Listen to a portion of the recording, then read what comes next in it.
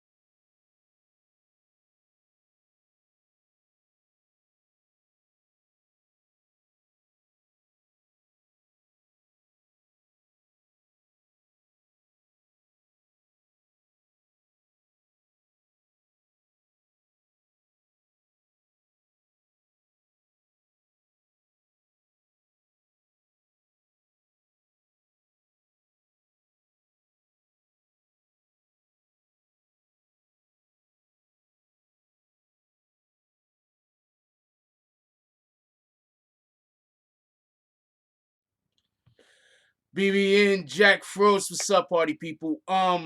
Real quick before we even get into anything, I just want to get something straight, real quick.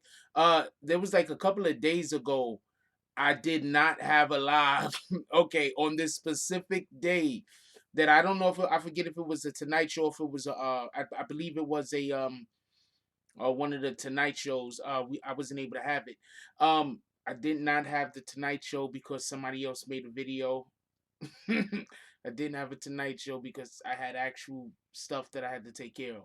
I just want to make that be clear because the my DMs, some of the information that people be sending me, I'd be like, what the fuck are you guys talking about? But I can see how people could be confused or sent the wrong way because you got misinformation out there. So shout out to that. And that's what to say what's up to that. Anyway, how's everybody doing today? I hope everybody had a beautiful day. That's a whole fact. As always, let's start the show off by giving thanks to the people that support the channel. Shout out to Buku Bags with the $5 drop. Shout out to Buku Bags again with the $5 drop. Shout out to Denise Cologne with the $10 drop. Shout out to Home Team Network with the $10 drop via Cash App, and shout out to Green Island Spice with the $4 with the $5 drop. Appreciate y'all. That's a whole fact. I'm trying to like breeze through this shit real quick. Let's go with roll call. As always, what's up, Monica Kendra Whitehead? How you doing tonight, baby girl? I hope you had a beautiful day. I hope everything that you needed to do got done. It's about being great out here. We can't let other people prevent us from being great. What up, big boy? What up, Illuma Negro, Enlightened Minority? Why? Why did the name have to be that? Shout out to you and shout out to that name. What up, James S? Dropping bags already. Appreciate you, my brother. What up, J Mill, Almond Brown? How you doing, cutie? Okay. What up, Big Hat? Else up in here. What up, Free Nuke? We ain't seen you in a minute. Free Nuke, salute. Who else we got up in here? Rue Jones. What up, Rue Jones? Soul. Simplicity, the collectors. I don't know what's going on nowadays. Shout out to you though. The hell? Shout out to you though. I'm just saying, like, that's a lot. That's all I'm saying. I mean, gotta be a reason. It's just a lot. Salute to you though. You might have some kind of like product you selling. What is it, Soul Simplicity? Let us know what the product is that you selling, Soul Simplicity, because now I'm interested. All right. So what is it that you selling? What up, Home Team Network? If I ain't already called you. What up, PG12MX? All right. So real quick, for everybody that don't know, the topics that we're gonna be discussing today, unless something else also comes up, will be Meek Mill's and Offset situation. I dropped 2 videos on them. I hope y'all check them out. I dropped 2 videos through the course of the day. I hope y'all also be sharing these videos, not for nothing. So I dropped 2 videos through the course of the day. So I could get y'all up on the topic if y'all don't know enough about it already, and then we could discuss, because it's both of these things we need to talk about for different reasons. Oh, you're rebranding right now. All right, that's what it is. I'm sorry to hear about that, Almond Brown. Sorry to hear about your uncle passing away.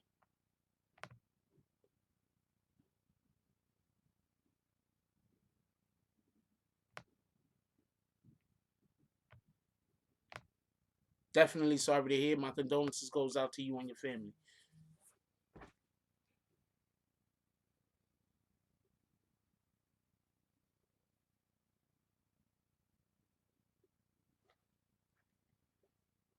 I mean, I guess we could all send flowers to Almond Brown. I mean, I guess I can, if y'all put something together, I can set up, I could send flowers to her if y'all would like. We can do that. That's a whole fact. All right, that's what it is. So simplicity. All right, so let's get back to what we actually here to talk about. All right, so how's everybody doing though today though? Uh, with regards to your normal everyday life, how's everybody doing? We are definitely sad to hear about Almond Brown's situation, and that's a whole fact. Um, yeah, let's put some flowers up for Almond Brown. Could we get some? Could everybody put some flowers up for Almond Brown? That's a whole fact. I'm gonna try to see if I can find some. So we all put some flowers up for Almond Brown and her loss. We could take a second. Okay, I don't know how to find anything on here. Hmm.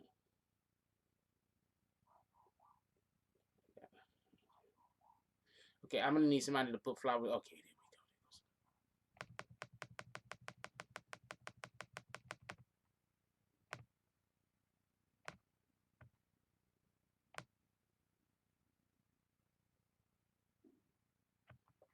All right, so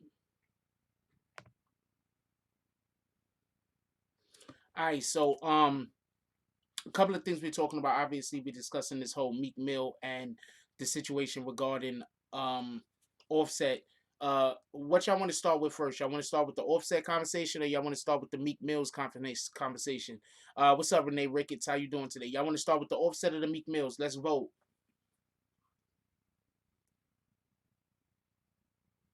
What's up, Shot? I got one for Offset. I'm not gonna be waiting here forever, so y'all better freaking vote. All right, split down the middle, two and two.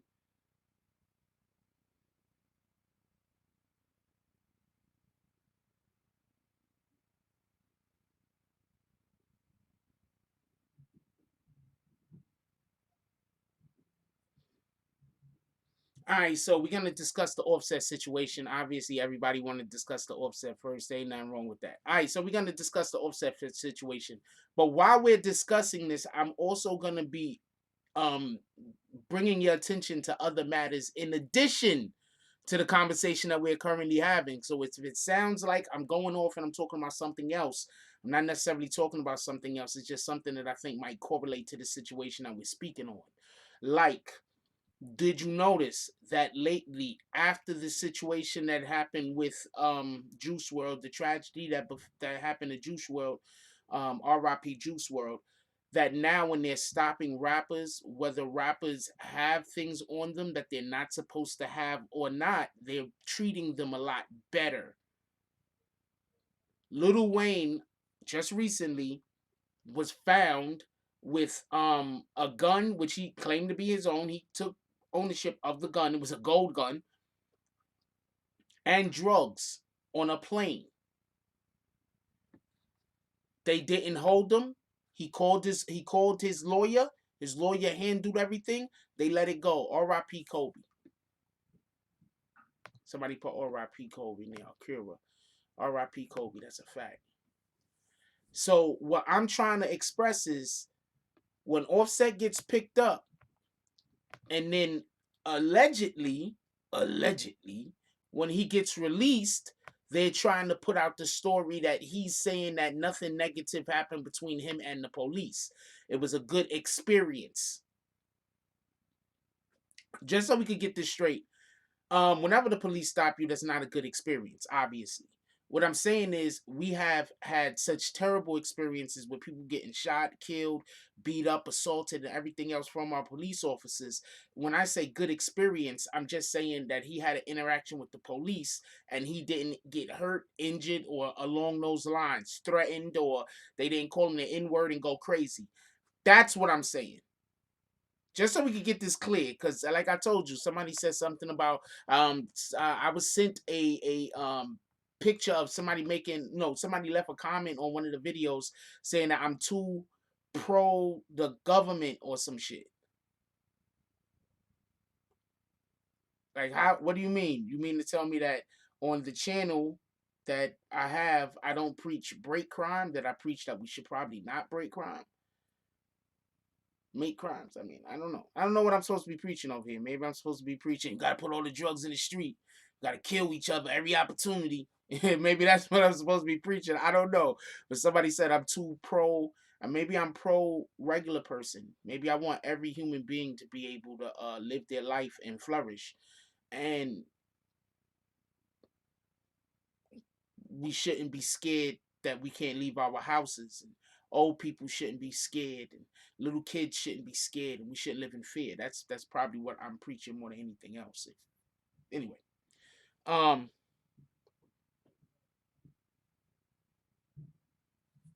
yeah, I believe that they definitely was informed. No, I want us to stop having interactions bad with the police because I want less of us to get killed and die. So I want when we have interaction with a police officer, that is not a situation where somebody's getting shot down and killed. Like, thank you, big hats. I'm supposed to be leading the youth down the wrong path. That's what we exactly. You feel me? So we're supposed to want us to win. You understand what I'm saying? I don't like when I hear about people getting shot by the police. So when I hear when somebody has an interaction with the police and they come out of it and they're not speaking about they got abused. If that makes any sense, I think that's what we're supposed to be talking about, if not nothing else. I think that's what we need to be talking about, and I think that's what we need to be promoting. Anyway, the reason why I think this Offset conversation is very important is because often, especially on this channel, we've been talking about the different teams that these rappers have been having around them, right? Very famously, these conversations initially started coming up involving Takashi and Treyway, very famously, because often we don't usually talk about whatever the strengths is, or whatever the people are that's behind the rapper. More often than not, those people are actually invisible. The only other times that they were just famously not invisible was when the Bad Boy brand was being created, was when the Death Row brand was being created. Other than that, the people in the back behind the scenes are usually invisible, and that's the way that they stay. But as of recent, it seems like the police and the government actually do prefer to have these entities out on the front. You understand what I'm saying? Because now when they're stopping these rappers, I already told y'all this months ago. They're letting these rappers know we're not here for you. We know that you might have broke a couple crimes. We know that you might have done a couple of things that we should be trying to arrest you for. But at the end of the day, we're not here for you. We also know that you got these people that got your back, and those are the people that we want. And now I'm here telling you this. So I don't know how I'm pro government. I'm here trying to tell you, let's try to find a way to do the things that we're doing that the government might find out or might think is illegal. Let's take those skills and let's try to find out a way so we can monetize those skills in a legal forum and feed our families, and maybe create whole entire new systems that can funnel money into our communities. That's what I'm talking about. I apologize. I apologize if people feel like I'm not out here more saying F the police. I apologize if people feel like I'm not out here more saying they're all out to get us, because I believe that you got to figure out something to do and do something about it. If you're not going to do something about it, there's no reason to talk about it. Let's move on. Anyway, so as far as the way that this story is going, they picked up Offset. There was some guns found. He's not being charged for the guns. You want to know why I say that this is a conversation that involves the people that are behind the rappers? Because the two people that he was with took ownership of the guns. Do y'all remember a while back? I'm bringing up Lil Wayne again. Do y'all remember a while back when Lil Wayne had to go do time on Rikers Island? He had to do like a year. Y'all remember that? Show of hands. Anybody remember when Lil Wayne had to go do a year on Rikers Island? I'm curious if I'm the only one that remembers this. And why is my like? Is it the way I put my shirt on? Like it's always like showing the t-shirt right on that side. Anyway, so who remembers when Lil Wayne had to go do a year on Rikers? I'm just curious. Can we have a quick vote?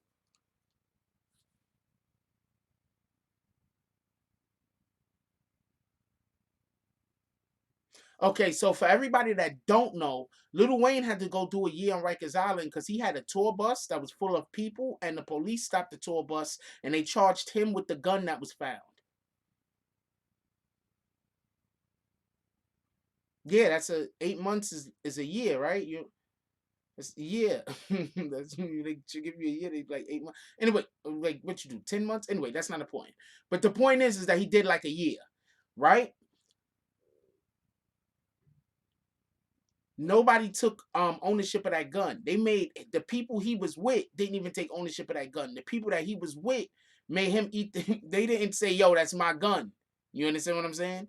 Now we have this situation right here with Offset. They get caught. What happens? The people, the guys he's with, take ownership of the gun. Now I'm not trying to say I'm not like, yo, you can't never. But if you're the guy that makes the money, and you have the dudes that's rolling with you, and they're there to be the muscle, I'm gonna keep it a whole stack. They're also there to take the fall, literally. So when Juice World got stopped on that plane, it should have never been a situation where he was so scared that he would have took all of those pills and died. That situation shouldn't even existed.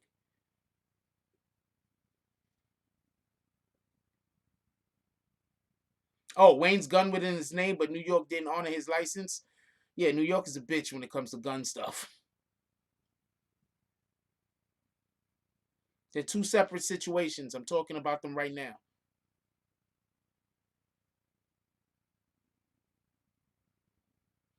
So Jay Mills says they're making it more beneficial for the artists, rappers now, and putting on their entourage basically. Look, if you are a rapper and you rolling with somebody, and y'all going to do whatever y'all going to do, and the police pull up and y'all doing illegal shit, and you got weapons or guns or whatever on you, that rapper's never supposed to take that charge. The person who is making the money for the group, for the organization, is never supposed to take that charge. Whoever they with is supposed to take that charge. Then the person who is the person that's making money is supposed to take care of their family and make sure that they books stay full. That's a whole fact. I'm just saying that's the way it's supposed to go. So when um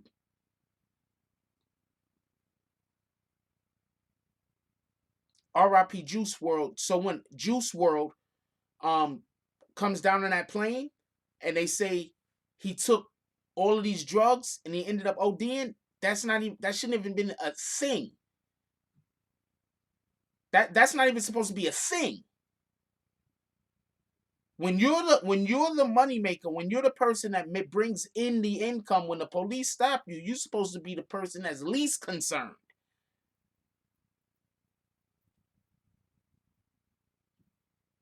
You're supposed to be the person that's least concerned.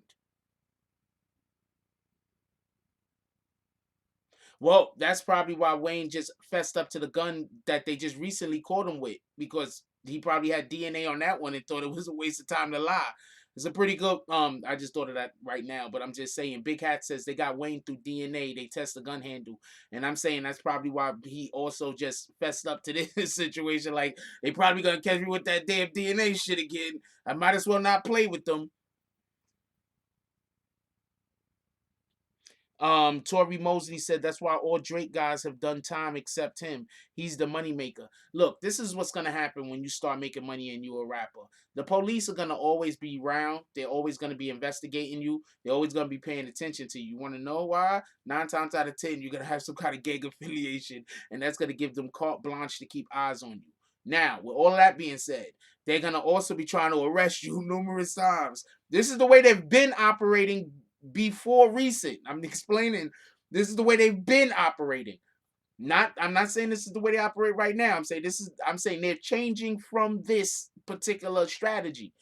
So what they used to do is they'll just come around and stay trying to arrest the rapper, knowing that somebody else has to jump up and take, you know what I'm saying? Every once in a while, they actually get a rapper. So now everybody on your team is arrested.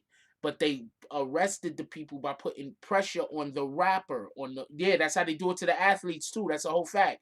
They put pressure on you by putting pressure on the person who is the income, the whoever the bag is. They put pressure on that person to make other people. But now they're trying to not do that because of the Tekashi situation. They see what they can do if they can get somebody on the inside, like the rapper, to flip.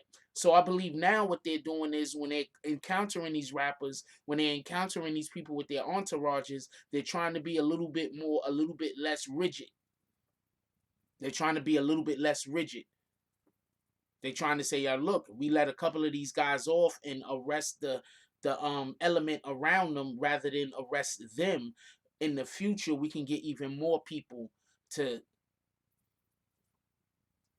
Do you get it? That's what I believe is. I told you, but I told y'all. Look, I might be biased because I told y'all that this is what was gonna happen before Tekashi even went to go to his sentencing. I've been saying this before Tekashi went to go to his sentencing, and then what happens after Tekashi's sentencing? Right? Police. Ever since that, police seem to have been extremely acting differently, treating the rappers a little bit differently, a little bit better. Shy Murder says these rappers and labels are paying them because Treyway indictment had the game shook. These rappers and labels are paying them because the Treyway indictment. Yeah, well, first of all, okay, so this is the problem, right? I'm gonna explain to you what the problem is. The problem is this. Let's say I own a record label, right? Yo, what up, Black Wolf? What up, Lex BX also? What's up? Who else came up in here? Lex BX, Black Wolf. What up, Prince to Amir? How y'all doing? What up, Sule? What up, Big Hats? Who else pulled up in here late? What up, Wayno? Who else we got? That's it. That's all that's pulled up in here late. How y'all doing today? What up, Z's? How you doing? Ain't seen you in a minute. Um, I wonder if they're trying to get all the illegal marijuana off the streets so they could be made legal federally. Um, I don't know. Um, I don't know. But I think they have a bigger problem than the actual. What up, Juno? They have a bigger problem than the illegal marijuana on the street. The bigger problem is what do you do with the people that's locked up in jail that have marijuana charges? I think that is a much bigger problem because that's a paperwork problem. The other problem is just you could just wave a wand and just say fuck it. You understand what I'm saying? And then work on that in the future by you could just make a law to say that people are only allowed to have certain amount of weed in any given space or any given time. You could just make that law. You understand what I'm saying? So there's things that you could do to mitigate that particular problem. So the bigger issue is going to be they make weed legal in New York State, right? All the way decriminalized, legal, everything else. But you got 10,000 people, 20,000 people, 100,000 people, 200,000 people that are locked up in jail currently all over America because of charges that they caught in New York City or New York State just in general due to the selling of marijuana. What do you do with them? And some of these people are serving lengthy charges. What do you do with them? Do you leave them in jail? Do you let them out? I mean, I know what I would personally do while we on the subject, and then we're gonna switch off. But I know what I would personally do. I'll say, okay, let's say you got 10 years, 11. You got 10 years, right? Okay, so now you got to serve 5 of that. If you already served 5, then we put you into a program so you could get let out of jail in at least a year. Whatever half of your bid is, you just gotta can't let them all out because that's gonna hurt our economy. There's gonna be too many people on the street and not enough job creation. It's gonna hurt our economy.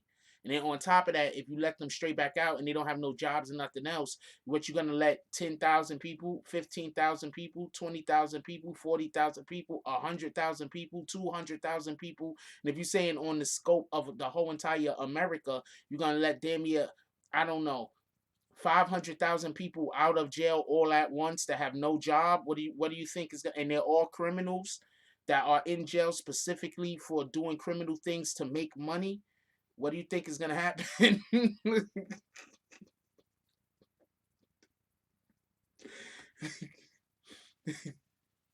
What do you think is gonna happen? Like you're literally sending people out and giving them no other option but to commit more crimes. You understand what I'm saying? So there has to be some type of something put in place, and that's more than any reason. That's more probably holding up marijuana being legalized throughout America more than anything else. Anyway, so basically you had the artist Entourage take the hit. I'm talking about Offset still. You had Offset's Entourage take the hit for the guns that was found, which should actually be the thing that happens. And I forgot what state this happened in. I hope it didn't happen. If it happened in New York, they might be big problems. New York is just really bad on guns for everybody that don't know. Hey,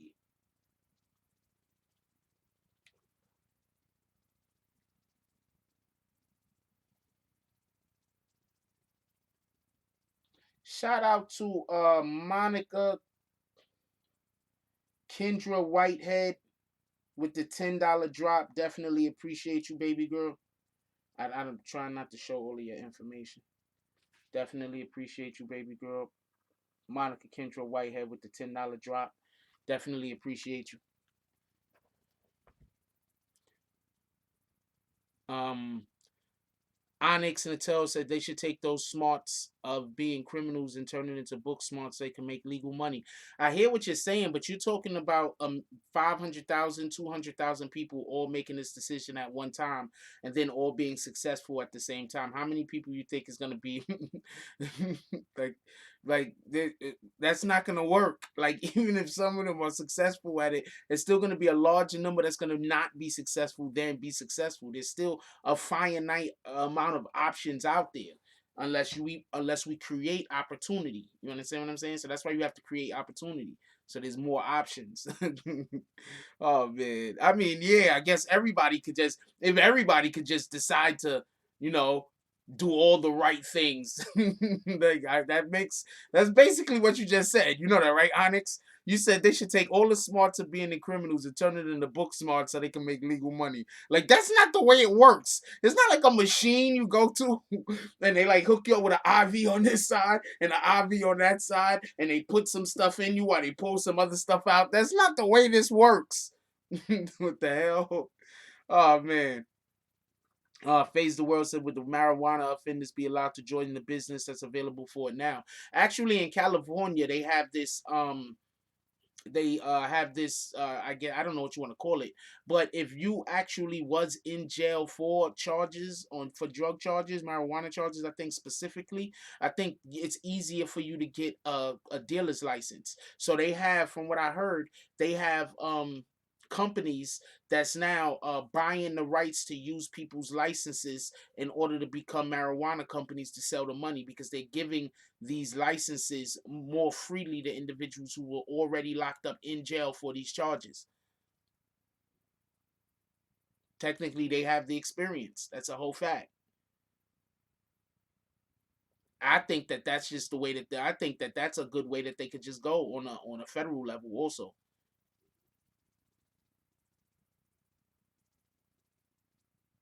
Quite honest with you. And also, might I also say, when I'm talking about these people that's getting a time cut in half, obviously, if they're in trouble for other crimes, also that time they still have to do. It's called a brain transfusion. No, I have not. JJ said Frost. That's called a brain transfusion. You ain't heard it? No, I have not heard of those. I mean, on Frankenstein, but like normally outside of Mary Kelly books, no, I have not heard. I have not heard of those things working. That's just a fact. I have not heard of that working outside of Mary Kelly books.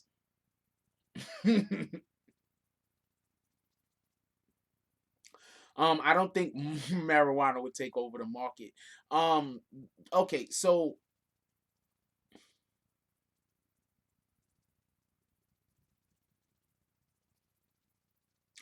I think legalizing something like marijuana is going to change our whole community, our society, just in general. I think it's going to change our society. I don't know if for the good. I don't know if for the bad, but It's going to. It's something like that would definitely change our society.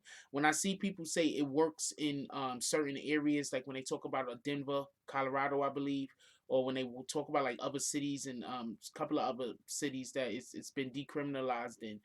When I hear people talk about those situations, I say, well, okay, I understand what you're saying, but you don't understand our economy over here in New York City. It affects the economy in California, whether you understand or believe this or not. Our economy over here in New York City affects an economy like Florida. You understand what I'm saying? Our economies are intrinsically linked all out through America. So when we do something like we shift over paradigms of how our because if weed is made legal, it will become our greatest consuming product. You do know that, right? Think about how many people right now smoke weed illegally. It's gonna be the greatest, most highly consumed product other than maybe food. It's gonna be consumed at a higher quantity than even alcohol. Once you make it legal, if you once you get a real understanding of how much money is being made illegally off of it. Do you understand what I'm saying? So that's gonna change around our whole economy, the whole way that the economy of the United States is. So with that being said, I don't know if that's gonna be a good or a bad thing. I don't know how it's gonna affect us. But I get it. People are gonna be able to smoke weed willy nilly wherever they want. I get it. But also, I think that they need to it shouldn't be wherever you want neither. I think they should also make areas that you can smoke in, areas that obviously like with cigarettes, non-smoking areas. I think that they should literally have weed parks. That sounds stupid, right? No. I think they should literally have parks that if you want to smoke weed, you can go to the park and you can smoke your weed. I think they should literally have weed parks. Like, how they have dog parks? I think they should literally have weed parks. Because you have to figure out a way. that even if you see a person just walking down the street in the middle of the street in freaking 42nd Street, that you could say that's not this is not acceptable here. You understand what I'm saying? So you have to create, you have to control, you have to control uh, how it's consumed, you to a reasonable degree. Like, you're not trying to tell people what to do, but you're saying, well, okay, now we're gonna allow for you to do this thing, but it's still not allowed in near schools. You know, you understand what I'm saying? It's still not allowed near daycares. It's still not allowed here. You understand what I'm saying? So if you have like parks, that, you know, areas in parks where you can go and you can smoke and cohabitate with other people that also smoke, then that could also, you know, alleviate problems and alleviate issues. And also another thing that that could do is these same parks and areas, the people who sell stuff like, I don't know, cigars and Fanta Leafs and all them other things, then you could all even have dispensaries there, and that's another way that you could be able to make money. You understand what I'm saying? So you'll be funneling people to the area where they'll be spending their money, because how many times you go somewhere and you probably want to smoke and you be like, yo, who got the roll paper? You be like, I don't know, who you, I thought you had it. I thought you had it. It's in the truck and shit. And the truck is at the top or the bottom of a hill or something. I don't know. And then some guy out there with a chainsaw. Who knows?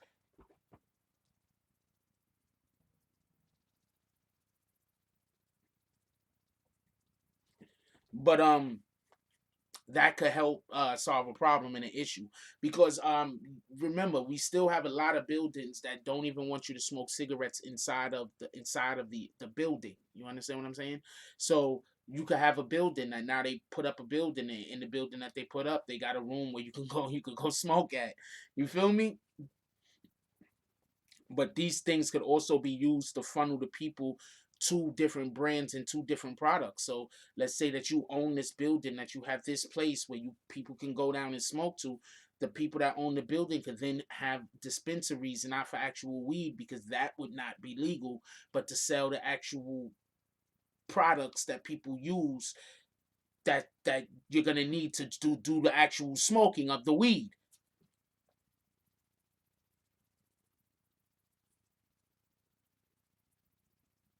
He said, Onyx said, I should be the spokesman for the municipal marijuana program.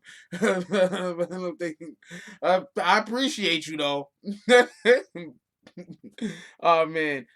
Juno said, like what they do in Amsterdam. They have the red district where you can smoke marijuana and prostitution is legal. I guess, but, you know, um, they have facilities like that in Canada and Europe for opiate addicts. I did not know that they had shit like that for opium addicts. They should probably not have that for people who are opium addicts, but you know, whatever. Who am I to be talking about what somebody else needs to be doing in their country, right? Hell's more on me. Anyway,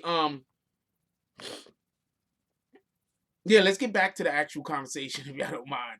But yeah, that's something that could be done. So when we have an Offset and he gets picked up, and we're getting back to Offset. So when we have an Offset situation and he gets picked up, and what they do is they take his um the guns in which he gets found with, they decide to, you know, allow for his people to take the charges.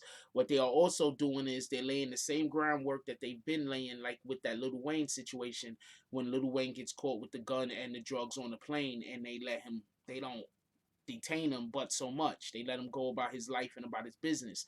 I'm going to tell you where they learned this from, and that it's a problem, and I think it's been before Juice World. I think that if you look at the way that Kodak Black was treated in the law system, in the system of law, and I'm going to be extremely fair. That's a young man, and it's a good chance that when they came to him initially, they came to him with such energy that it just didn't allow for him to acquiesce. It didn't allow for him to accept responsibility. It didn't allow for him to be able to see his fault. I'm going to tell you what happens a lot of times when there's a misunderstanding between two people. What happens is somebody will think that they're right about something. So since they think that they're right about one thing, they can't see that they're wrong about another aspect of the same thing. If that makes any sense. So you'll be arguing with somebody over a matter, and they'll be arguing a point which they might be 100% right about, but what they're not taking into consideration is that there's another point that they are 100% wrong about, and those points actually have some type of correlation between one another. So I believe that when they was coming to Kodak Black and when they was dressing Kodak Black initially, they was coming with him with such energy that he wasn't able to see the things that he might have been wrong about, because all he could think about is that I'm right about that thing right there. So everything else, it don't matter, but I'm right about that. You understand what I'm saying? So I think that that might be something that happened with Kodak Black, and I think that they're learning from that, because believe it or not, Kodak Black being locked up in jail was costing some company a millions and millions and millions of dollars, and over an extended amount of time, it's probably costing. He's locked up at least 4 years, so that means that some company, some record label, just the weight that he has on the American economy. Another thing that y'all might not understand is these rappers have, they help fuel the economy. When you have a town that got, let's say you got Binghamton, New York, right? Let's say y'all know, anybody that's ever been to Binghamton, you know how Binghamton is. It's actually like college county, right? So you got Binghamton, New York. So you have a rapper go and do a show in Binghamton, New York.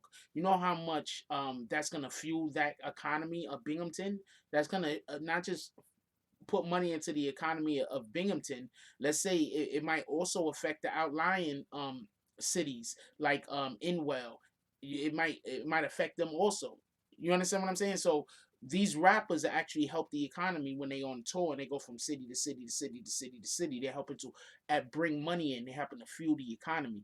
So the government in itself really doesn't want somebody like Kodak Black locked up in jail, but they also can't allow for him to keep breaking the law.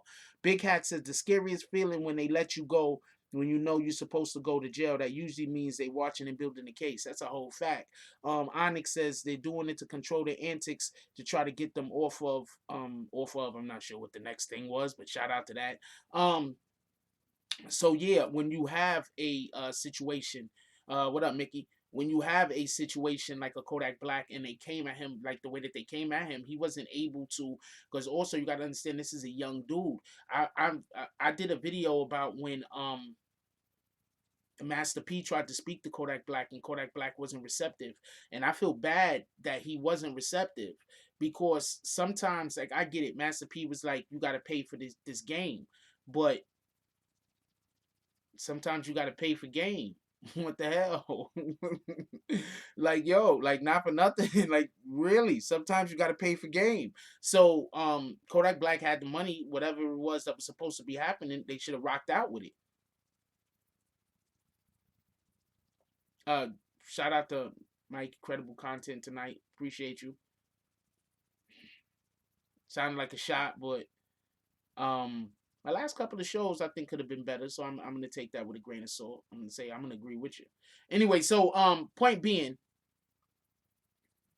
um, I think that they're trying to get rappers to a point and the public to a point, because also you know, a lot of people are probably blaming the police that about the Juice World situation.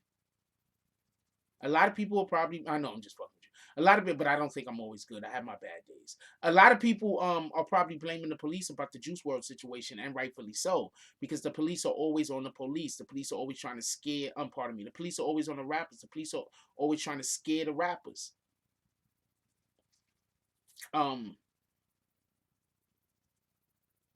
I guess we're gonna move on to the. Is that enough for the Offset? Shout out to Offset getting out. Shout out to the individuals that decided to do what I believe their job actually is, and that's to make sure that the guy that makes all the money doesn't go to jail. And sometimes that means not letting them make crimes. Just so we could be clear, when you're part of the entourage, part of your job is to make sure that the moneymaker don't go to jail. That also means stopping them from committing crimes sometimes. When they want to commit crimes, not letting them, because that's gonna put him too much heat. We might go to jail. Um oh, appreciate you, Sule. She said, yes, you're doing a great job for us. So that also goes in under that cat, and she said that right while her picture was up on the screen. Salute. So that also adds to the fact that, look, it's our job. Look, we're gonna have to take the hit when the police show up and the police ask us why we got all these guns. I'm not gonna see my daughter for a couple of years. You know what I'm saying? Like my family, they not gonna see me for a while. So is this necessary? Are we just doing this because we doing this? Like, keep the guys out of a little bit less crimes, especially crimes that ain't making you no money. What the hell are you doing? Why there's so many people locked up in jail for crimes that is not making them no money?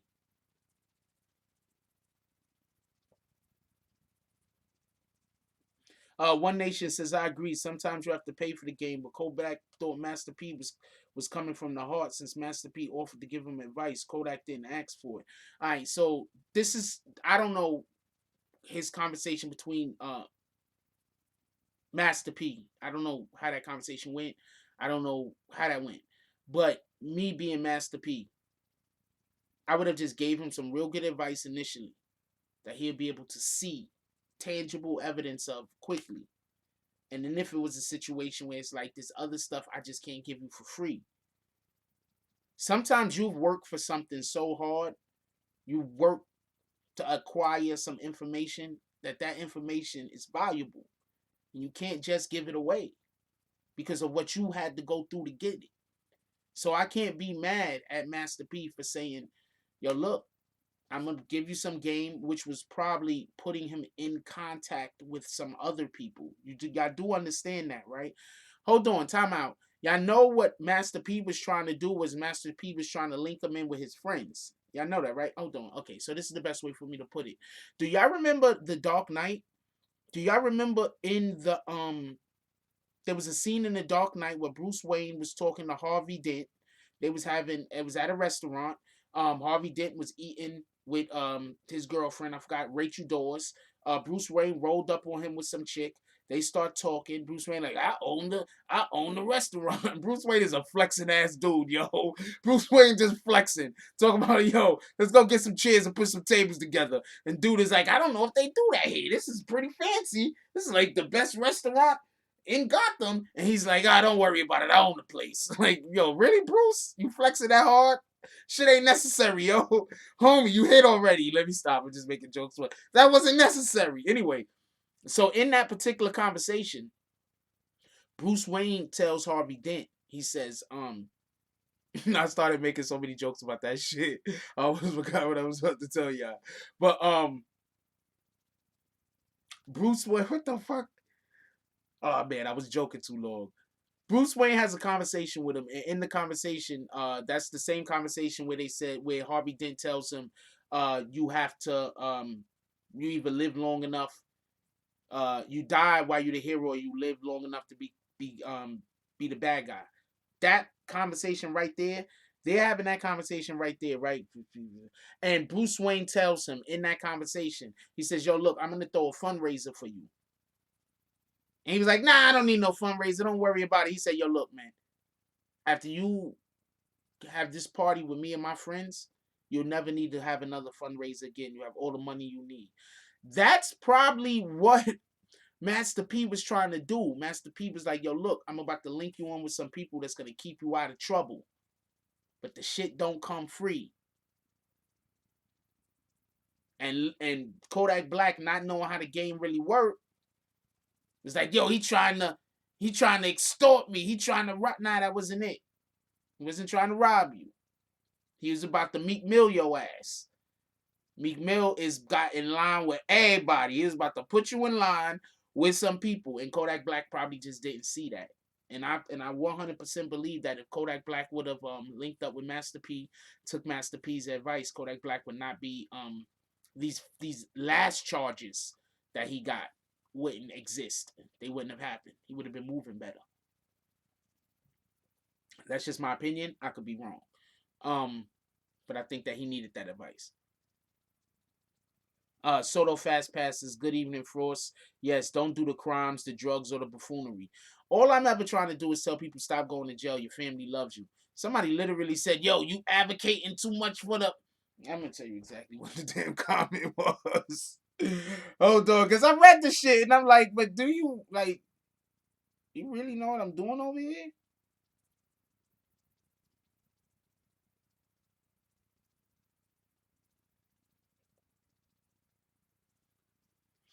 Here you go. Shout out to you. He said, "You too much an advocate for the system. Salute Meek Mills."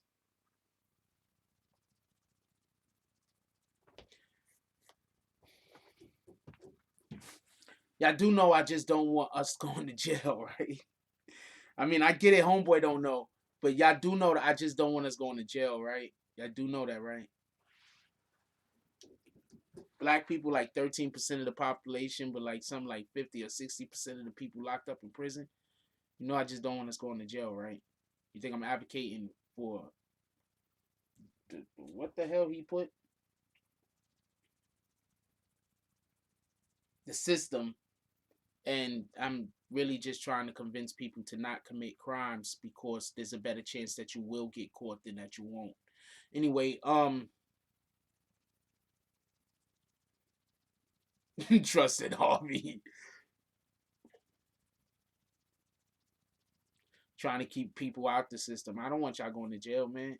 Like, look, at the end of the day, I'm gonna tell you, okay, so I know somebody, right? So they have a conversation with me. I don't mess with them no more. We aren't cool no more. I don't fuck with the person, right? Um, but I'll see the person, like I haven't spoken to the person in a long time, like months and months and months, maybe a year. Nah, you're less than a year, but months and months and months. So just so nobody can say I'm talking, because people are gonna be like, "Yo, he's talking about." Nah, you don't know who I'm talking about. Anyway, so um, the person to be in a conversation with me and they be talking all the real shit. You know what I'm saying? Yo, this and that. Talking real shit. Like, having a conversation with me, and it's an intelligent conversation, like what we need to be doing. And just, advocating for our people or whatnot. And then as soon as they get around some youngins, the first thing they do is start talking all the hood, get them young dudes locked up type shit. As soon as that happens, and I'm looking at this person like, you see, like what's going on here?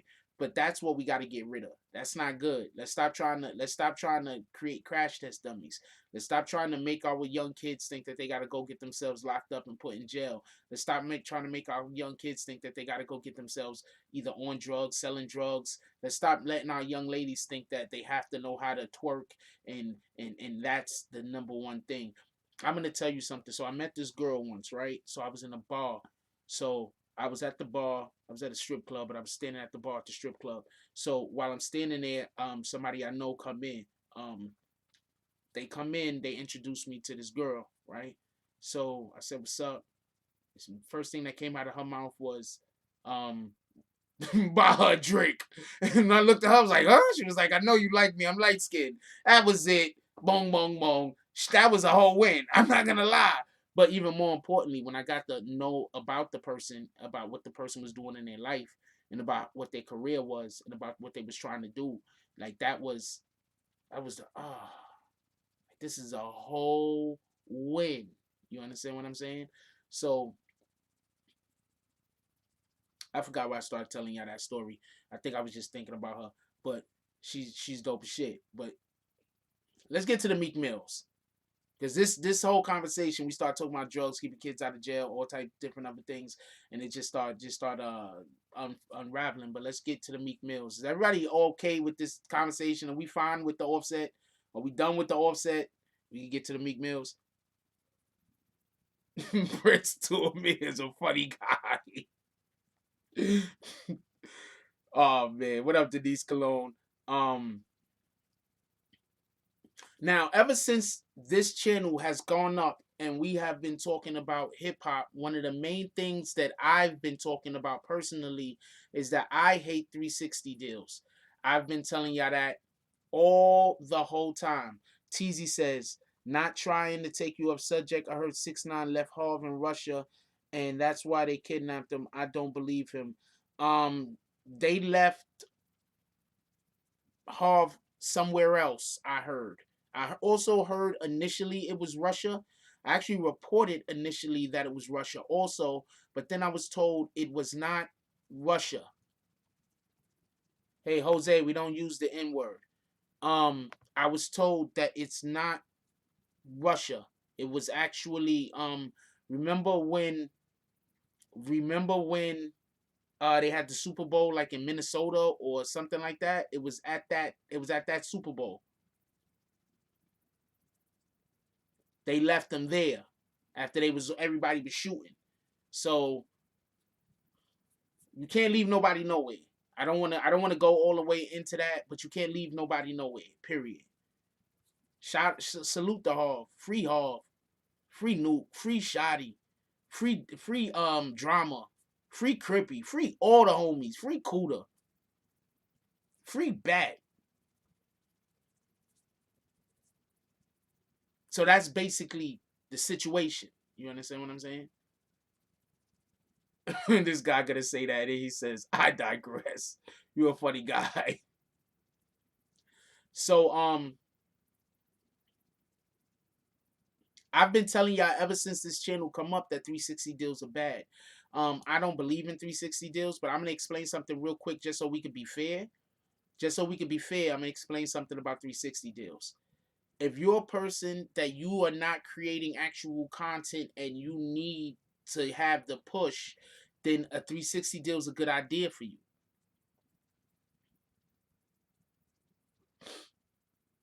360 idea is a good idea for you. You understand what I'm saying?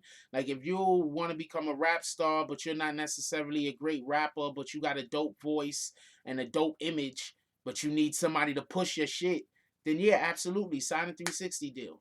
But if you're an artist, if you want to have own the rights to your shit, then I'm telling you without a shadow of a doubt, do not sign a 360 deal. If you want to have ownership of your product, of the thing that you create, do not sign a 360 deal. But if you don't care about none of that, if you just, you like, yo, look, I'm not going to be able to make it without the existence of the machine, then sign a 360 deal. I mean, it goes both ways. 360 deals, in my opinion, are good for some and bad for others. I think that it's a blessing for Cardi B to have the 360 deals that she has. I don't think Cardi B would be where she's at without her 360 deal. She has a couple of them. I think it's a blessing. It works for Cardi B. But a J. Cole, if I was a J. Cole, I would never want to do a 360 deal. That doesn't make sense. If I was, I don't know what he's in, by the way. I'm just saying names. If I was a Tyler the Creator, I would never want to do a 360 deals. These guys, if I was a what's the dude that's married to that got the baby with the Kardashian? Travis Scott, I would never want to be in a 360 deal. I don't know what those guys are in, but those guys create something. You understand what I'm saying? They're more than their image. They create something. So I would never want to have a 360 deal if I was those guys. But if I was a Cardi B, who is a really good performer, like not just on the stage. Cardi B performs. She's really good performer. She performs good on IG. She performs I already named the dude. Kylie Jenner's the girl, right?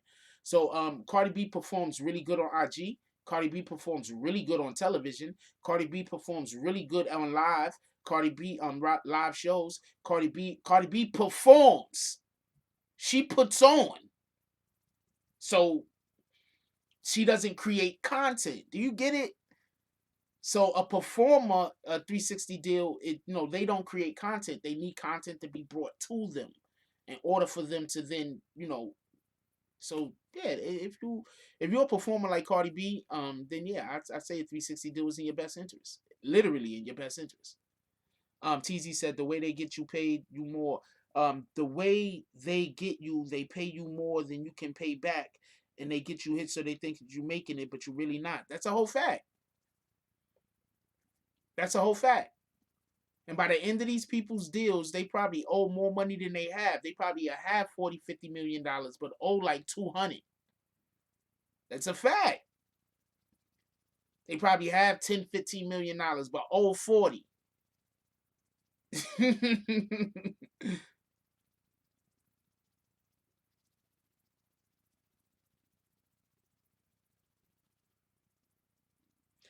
Tori Mosley says even Kanye's in court against Def Jam and EMI trying to get his 360 deal, trying to get out his 360 deal. That's a whole fact.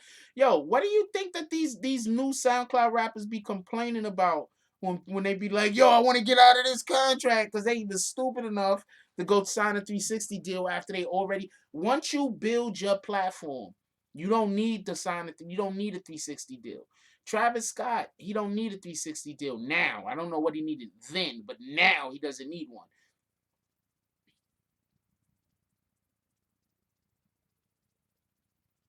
TZ says, Frost, I get checks right now, but they pay bills like light bills, small bills. All right, that's what's up, TZ.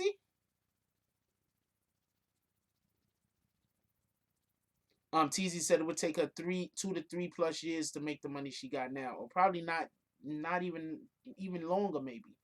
Look what Wayne went through already. It may not have been 360.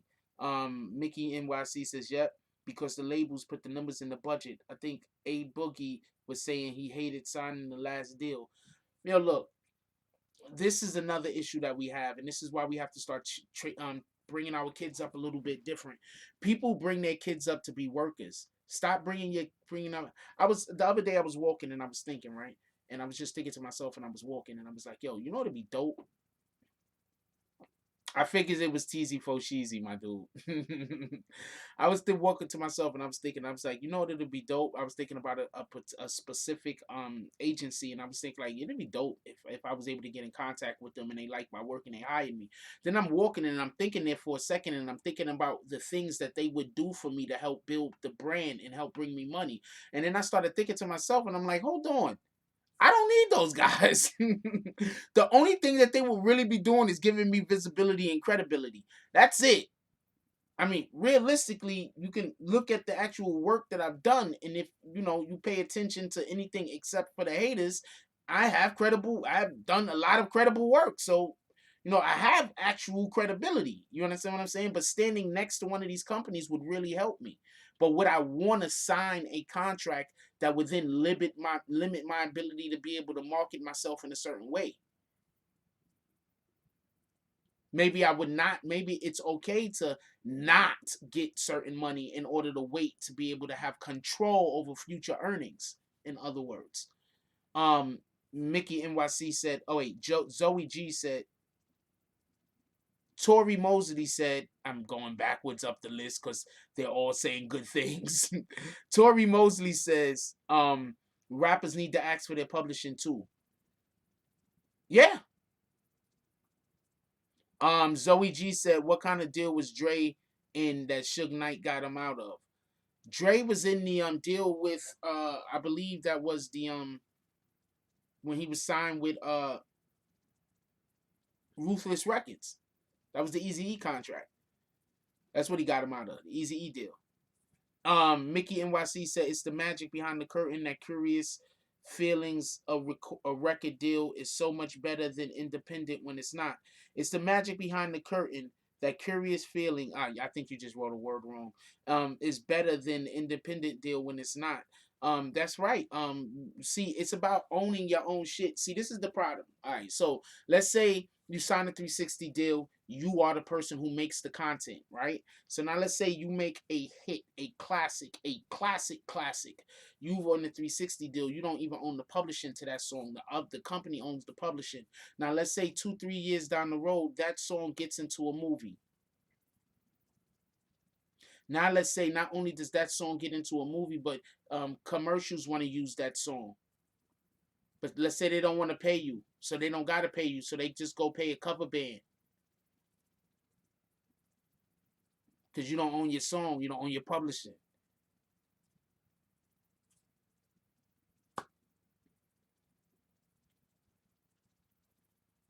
That's the problem with 360 deals. Now let's say you own your whole everything, right? Let's say you got Mike, you just got good tracks all over the place. You have 5-6 good songs. You own all 5-6 great albums. Pardon me, really good to great albums. You own all of your publishing. 30 years down the road, you end up passing away, but your music is timeless. So now you got 6 or 7 songs that people keep wanting to use for television commercials, that people keep wanting them using in television and TV shows, that people want to keep using in movies. So now your family is getting residual income off of these companies having to come and negotiate with you in order to use that product in there and use that their music for their products. Now they're not negotiating with a Columbia. They're not negotiating with a Universal. Now that money is going to you and your, well, not you, you passed away, but that money is going to your family. This is creating generational wealth. Mickey NYC advertiser of the new A&Rs for the artists. Yep, that's all you need to put in front of the eyes, and that's an issue. That's a fact. Tori Moti said Biggie wanted out of Bad Boy right before he died because he found out Puffy owned all his publishing. That's something that I also heard. I've also heard a lot of things regarding that. Some of the stuff that I heard, I actually believe. But that's not really a conversation that I want to get into because I don't want to go too hard.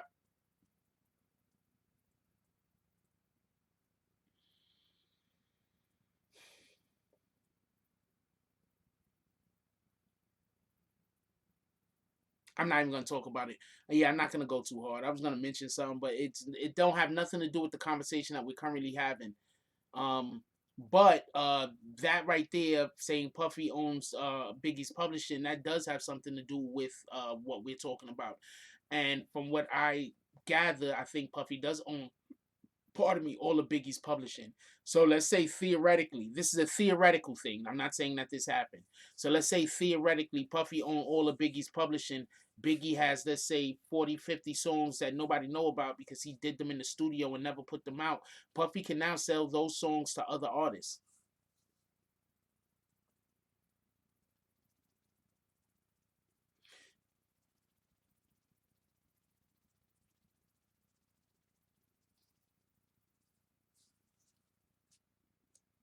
I'm not saying that that's happening. I'm not saying, but I'm just saying. I'm pretty sure companies do it all the time. Somebody pass away or somebody forget about music and they already own the publishing. They just give it to another person and let somebody else come out with the music because they find it might be more suitable for another individual to put out other than the individual that actually created it. What up, Bree? Shout out to Bree. Bree Powers in the house. Salute.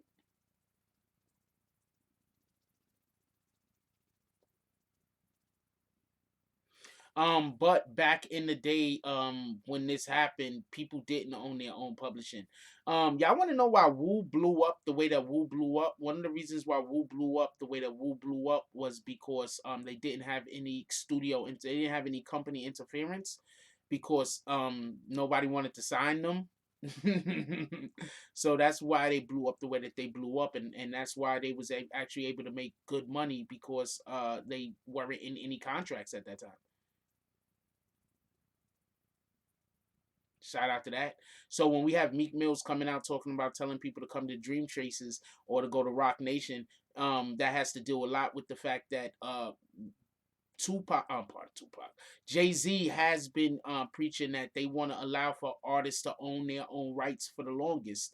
There's going to be a paradigm switch, right? A paradigm switch, and what's going to happen is when more artists start paying closer attention to what Jay Z is actually out here preaching, and they have more people that's gonna own their own publishing rights and own their own rights than these companies.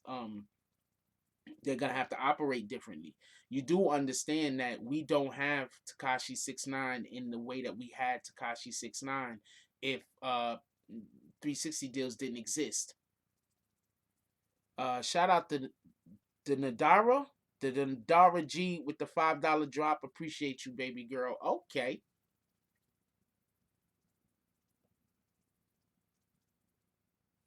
Got a question.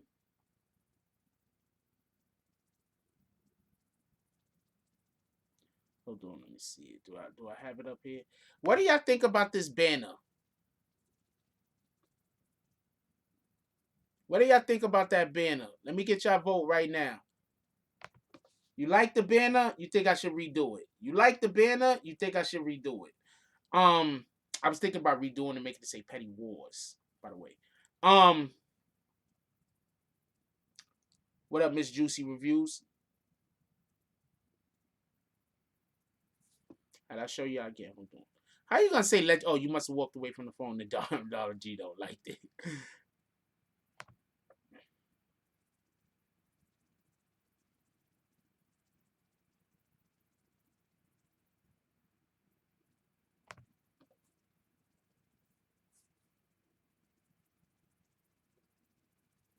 What up, Ron Durr? I don't know. I think I'm gonna. I think I need to. Petty Wars would be good too, right? I think I'm gonna. I don't know. We're gonna work with it. Yes, I'm going to do another one. Just curious of what y'all thought about that. That's all. Anyway, I've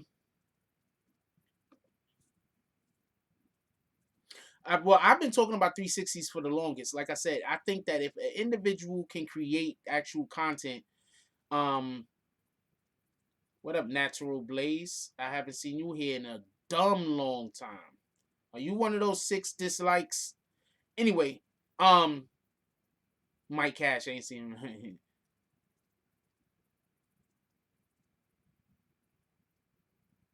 You're very funny, Bree.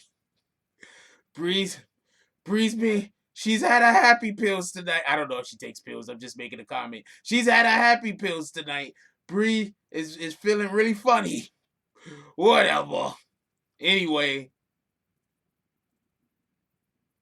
shake my head.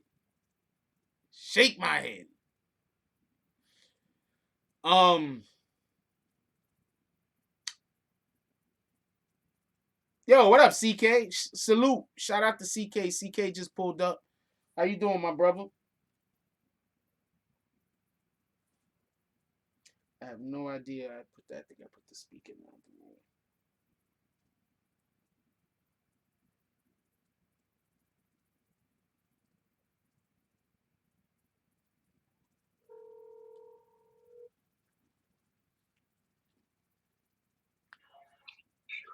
Hello? Hey, yo, what up, yo? Jack, you good? Yeah, I'm good. How you doing, my brother? Ain't nothing, man. Just checking in and shit. All right, that's what it is. Hey, quick question. Listen. So, Meek Mills is just recently talking about the 360 deals and about how people need to go to Rock Nation or to Dream Chasers in order to so they don't be slaves to this company. What are you thinking about that? I'm gonna be real with you, man. I just not too long ago was explaining to somebody that a lot of people have their own views and opinion, but me personally, I think depending on the dynamics of the deal, I think a 360 deal is dope because it's basically out. They put the machine and the money behind you, whatever, and you feed them part, it's basically them recouping, so on and so forth. And the event that you open a business or start a company, I mean, they get a guarantee like 1% or something like that. So it's not really a bad deal. In terms of what Big talk about, I don't know. That has to be investigated. All right. No, because I'm personally saying that I like depending on your situation, that it's a good idea. It could be definitely a great idea, depending on your situation. So, yeah, I mean, yeah, I can't get behind that because not everything is for everybody. Like sometimes people will be like, "Yeah, I'll never do it," because that's your situation. Somebody else's situation might be slightly different, so that thing might actually be beneficial to them rather than a hindrance. Anybody that want to eat 8360 down, man, trust me. That gives you the direct access to the podium. I mean, you're being heard in every venue, every club, every country, every state, every city, so on and so forth, man. I mean, as you automatically go and see, we in the DJ pool, right? Some of my music is the Shady 45, but that's not the major DJ pool you want. You want to go in the mainstream DJ pool where once you go in there, your music automatically goes to Radio 1. You know what I'm saying? That's what the 360 deal do for you. It put you on every platform, on billboards, and also help you generate funds before your album drop via endorsements, so on and so forth. That's why I kept telling you, yo, right? The Migos really at. The Migos took the 360 down. Look where he at now. That's a fact. So don't be fooled by it. I've been saying it for a long time. You can go back on some of my lives. You'll see me saying, listen, don't let people tell you to take a 360 deal. Look at your situation. If you really try to get in, it's offered till you take it. I told the five. Well, man, G Lightning had the five. The group the five. They had some of the Gucci Man, something like that. Atlantic Records offered him a 360 deal. Christ told him, don't take it. I was telling him, take the deal, bro. Take the deal. I mean, in this situation, they needed the 360 deal. I told them take it. They didn't take it. Look, they all in jail now. Oh wow. For life. You said for life? Facing life. They all facing life right now. Oh wow.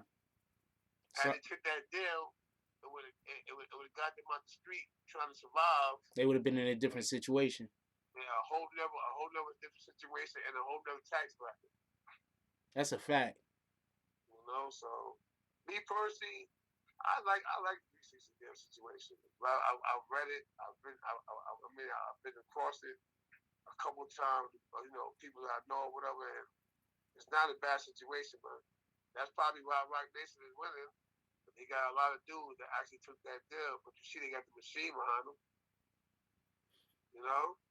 That's a fact. That's what you want. If that's your dream or whatever, because I'm not gonna lie, ain't no more masterpiece coming up out of here unless you just get that one of the men. I'm stroke of luck. That puts you with the A bookies and people like that. It's like I said, one in a million, chance in a lifetime. So I mean, you know, I'm gonna say, yo, Rock Nation. If I was gonna do that, I ain't gonna lie, I would probably shop Jimmy Iovine or somebody. You'd probably get a better deal. You know? Makes sense. Yeah. All right, that's what it is. Yo, so let everybody know. What time do you usually go live? I forget.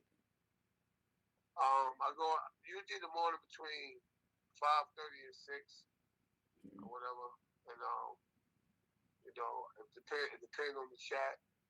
You know how long I ride out. I usually stop like right before 9, like 5 to 9, so I can catch the BBN morning coffee or whatever. Appreciate you. Yo, but it definitely be lit over there. CK let people call in. He talks to the people. Definitely go check out CK channel. That's a fact. It's a whole fact. I just want to say good night. I'm about to take it down early so I can get up in the morning to get on this live. You know. Appreciate you, my brother. All right. So good night, everybody. Whatever, you know. If you're not home yet, get home safe. Get there, man. You know. Give a hug to your children and elderly, man.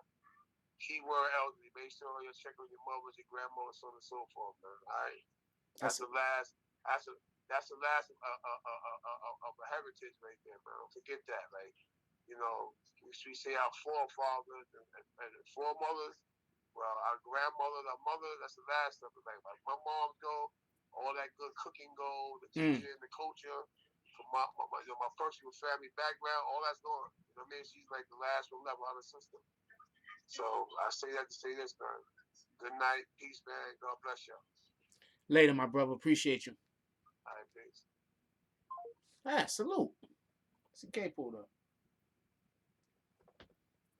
I think he has a great point, and that's great point about the 360 deal as far as when you have a 360 deal, if you need that push, and that's basically what I was trying to explain.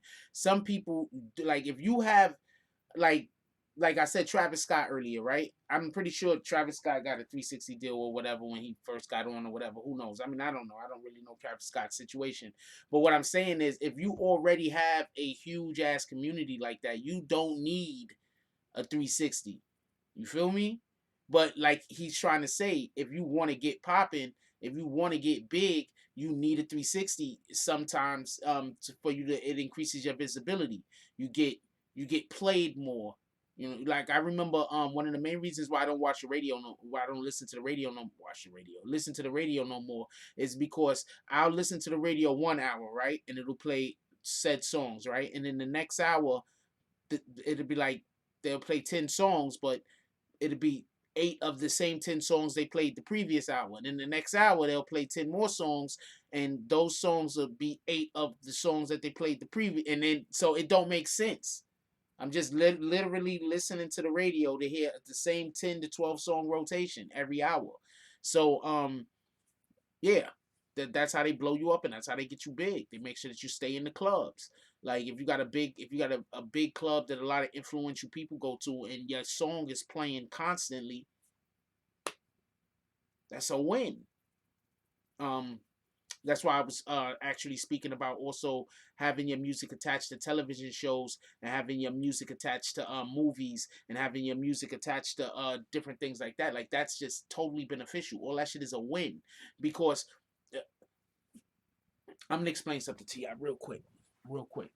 And I'm about to talk about something that's conspiracy theory level type shit, right? So, but pay very close attention to what I'm about to say.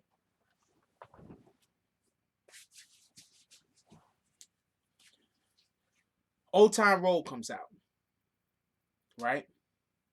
Nobody knows who this little Nas X dude is. He has a little group. He has his little people that they know who he is. Everybody got their fan base. Everybody got their community. So he got his community. We don't really know who he is. Now all of a sudden his song starts playing everywhere. I think that was an accident. I think that was an accident. I think that was an accident that his song started playing everywhere. You think that was an accident that you had it was going viral to the point where there was just kids playing the song and there was kids jump.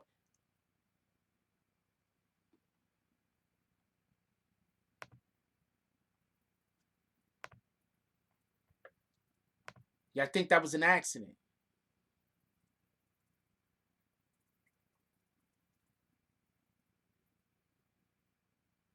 My Code D home, and he probably know I told on him. Yeah.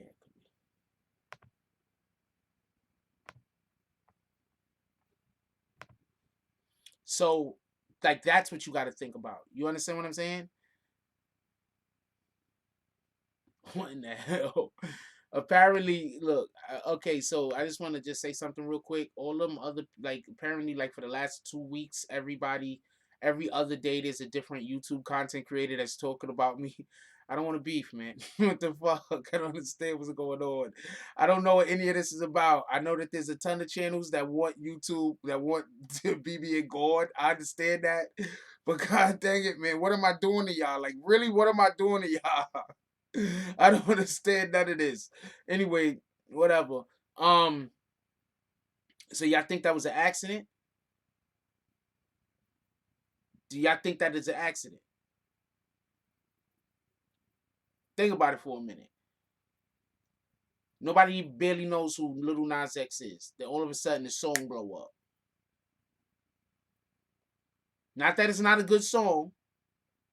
Yeah. Oh, could we get bags? Could we get bags? If y'all don't mind, could we get bags for writing statements? Can we get bags for whoever that is? I don't even know what they talk about. But I have never snitched on nobody. So please, if you know somebody that said that I snitched on them, please have them contact me.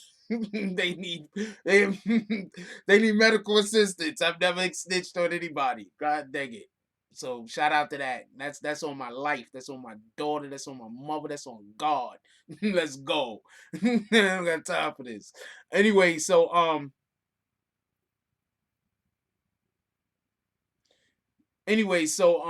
let's get some bags. Anyway, you think that was an accident? That Little Nas X just blew up by accident? Nah, that was 360 deal in work. That was 360 deal in work. That's a whole fact. He was everywhere. Was his song? Think about this real quick. Was his song really that good, or were you just hearing it everywhere, so you became familiar with it?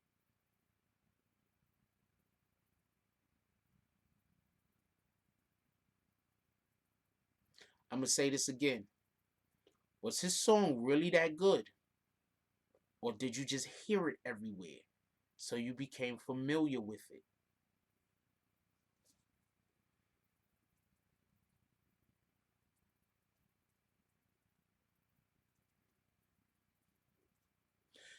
Do y'all remember when DJ Academics, shout out to DJ Academics.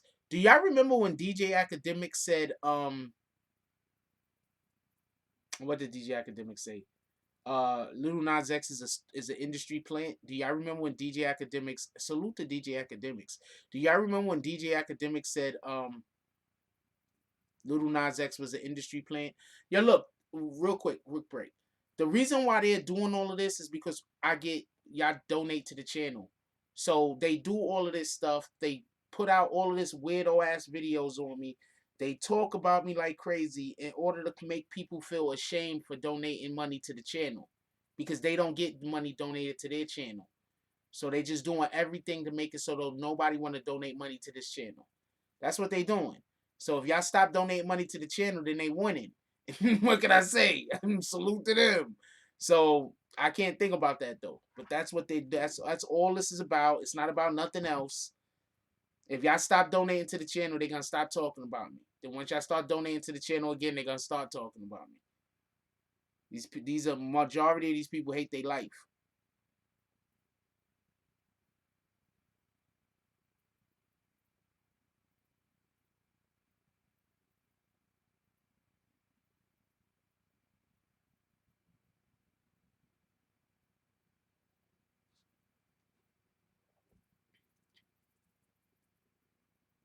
You remember what, like he said it today, Prince to Amir? Oh,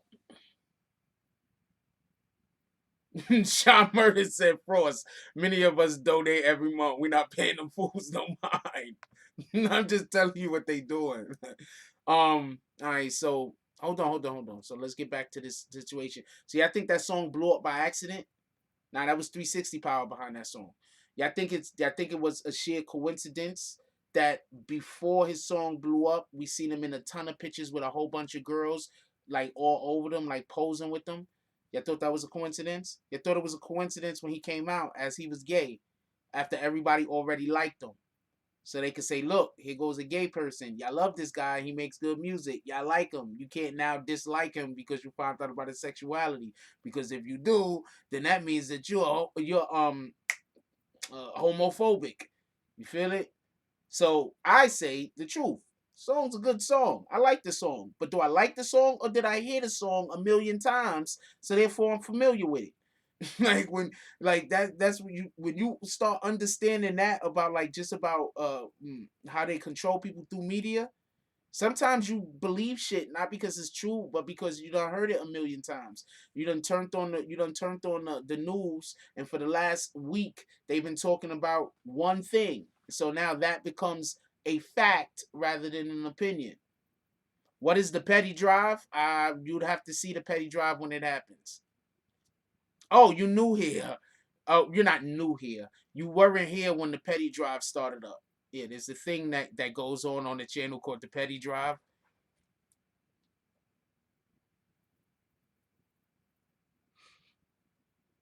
It's when people start donating out of pettiness due to what the person previously before them donated. It's a competition to see who could be more petty. I don't know of a way to put it.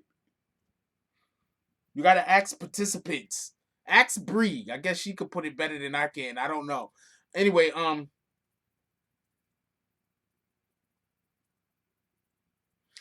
Sean Murder said he caught the 360 because of Black Twitter and he was a Nikki Stan page.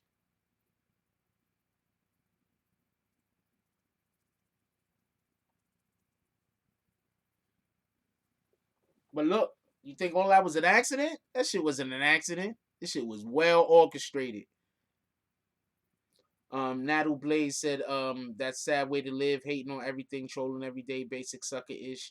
Little Nas Xing their lives away. I'm not gonna negate the last part of that sentence, but yeah, the rest of it I could agree with. Shout out to Shy Murder with the $2. He said, Bree, let's show Nuke what the petty drive is about. Bree said, why me? I get blamed for everything though. I'm not gonna lie, I think Bree was one of the first people involved with the freaking petty drive. I'm not 100% sure. I know she does get involved in it often though.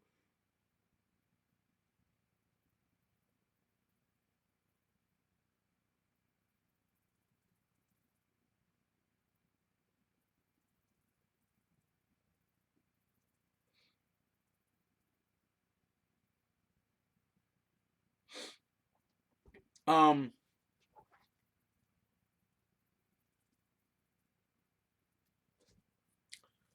So you think that was an accident? No, that wasn't an accident. His whole entire career is fabricated and created because when you sign a 360 deal, they put a plan. You understand what I'm saying? So you sign a 360 deal, they make a plan for your career. This is what we're gonna be doing the next 2-3 years. This is what we're gonna be doing the next year. This is what we're gonna be doing the next 2 years. This is what we're gonna be doing the next 3 years. All right, we starting from here. We working on this thing right here. Then we got this campaign for you. Then we got this campaign for you. Then we got this campaign for you. That's how 360 deals work. You understand what I'm saying? You have an actual machine behind you. Yo, don't worry about it because when the Super Bowl rolling around, we're gonna have you involved in this thing. Da da da. You're gonna be in this city doing that thing. You understand what I'm saying? Like that's how a 360 deal works. They build your buzz so you won't have to. That's a fact. So when we have a Little Nas X come out of absolutely nowhere, and then when he comes out of absolutely nowhere, has anybody ever heard any more songs from him? How many songs has Little Nas X come out with since he did the Old Town Road song? How many songs has he come out with?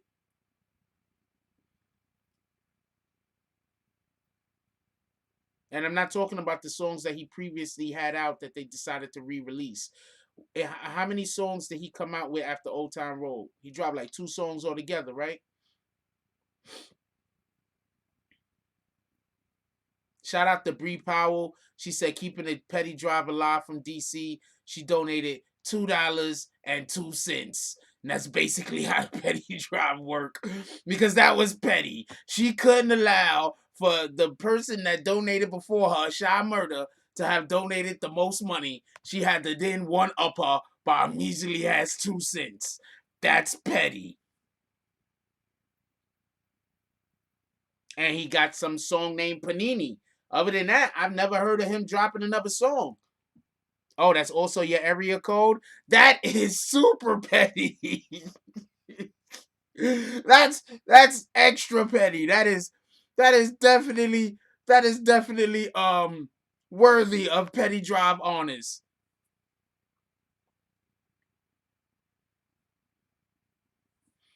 But in addition to all of that, like that's what he's getting. You understand what I'm saying? So that's why you would want to be attached to a 360. Quite honestly, that's why you would want to be attached to a 360.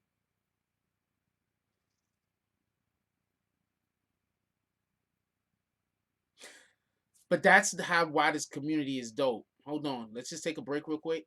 That's why this community is dope. Somebody came in and asked a question. I tried to explain the answer to them. I don't know how well I explained the answer, but instead of just explaining the answer, 2 people independently said, "You know what? Let's just show them what it is."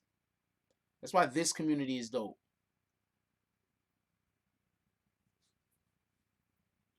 That's why this community is dope. That's why everybody's mad.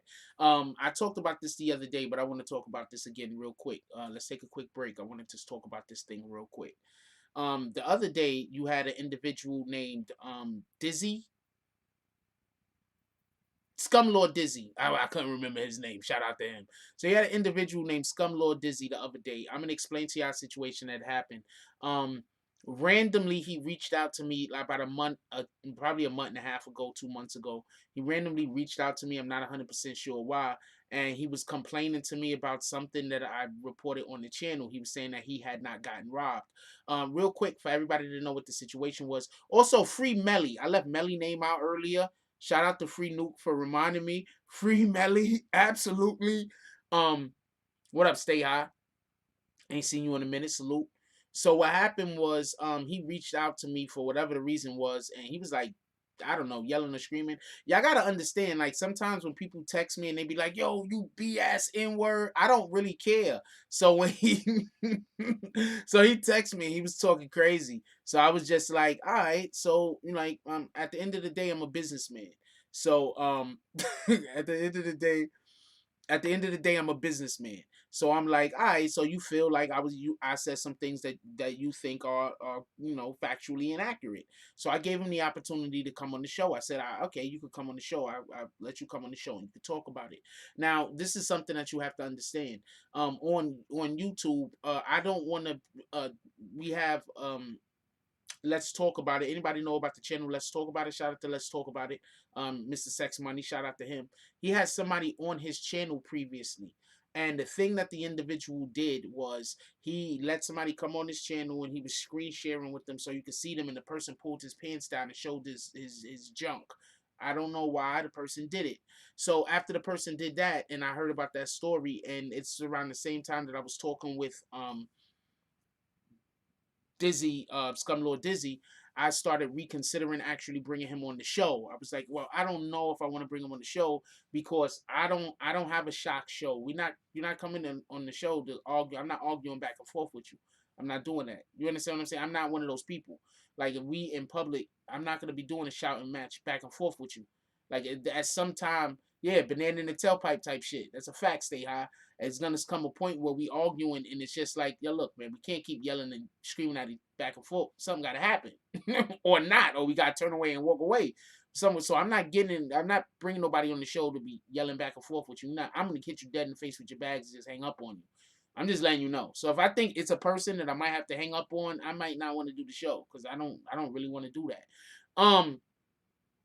So what happened was he called me up to get the interview. He was upset at whatever some stuff that he said that I said that I don't think is inaccurate. Everything that I said, they said in court.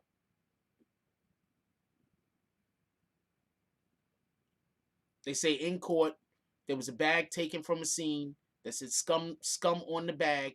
That bag was found in Tekashi 6ix9ine's house. This is fact. So I don't know what he's talking about. He want to come on to say that the bag wasn't taken, but the bag was taken. You want to come back to say that the bag wasn't his, but the bag had his name on it. Does he want to come back and say that only the stuff in the bag was his, which was fake jewelry? I mean, wasn't his, but the bag was his? Then they still stole the bag from you. So I don't know what he wants to say, and I'm not sure what he's saying that I'm lying about. So he calls me up after I don't give him an interview, right? And I didn't not give him the interview because I just feel like I'm gonna have to hang up on him on some shit. But even more importantly, I just forgot. I just had some other shit going on. To be honest with you, I just forgot that I was gonna interview him. So what I was actually going to do the interview at this point. So he calls me up and he decides that he's gonna go on some long rant. So I don't know if he let the people hear the whole conversation, but initially he's telling me all the things that I'm wrong about and that I don't know what I'm talking about, and I'm busy saying, yeah, but it said that in court. But nah, but you're wrong. I'm talking like just like I'm talking right now, because there's no reason for me to be scared or angry or upset. I didn't do anything wrong, and you can't do shit to me, homie. So um we're talking or whatever the case is, and he starts talking crazy, and I don't trust your ass. Like if we on the phone and you start talking crazy to me, I'm gonna immediately start thinking you trying to line me up. You trying to get me to argue with you. You trying to get me to say something crazy to you so then you could have me on tape saying some crazy shit I might be able to get locked up and put in jail for. So I don't do that shit. So he was like, let me talk. Let me talk. He was like, I'm God. I don't know. He said he's God. I think he said he's Jesus Christ. I don't know what he was saying. He was saying some, I don't know. I don't know what he is at this point, but apparently he's God and he's Jesus Christ. I don't know. So at this point, when somebody says some shit like that to you, are you gonna argue? Let me show of hands. Are you gonna yell back and forth or argue with some dude that's on the phone with you talking about how he's God and he's Jesus Christ? You'll argue with this guy because you think that he's sensible. You're not gonna argue with this guy because you like, what the hell's going on? Can we have a vote real quick? So apparently, so apparently he decided to send that video to somebody of us having this conversation, and I'm busy talking, and the person is like trying to badmouth me around about it, I guess, and I'm busy thinking to myself like,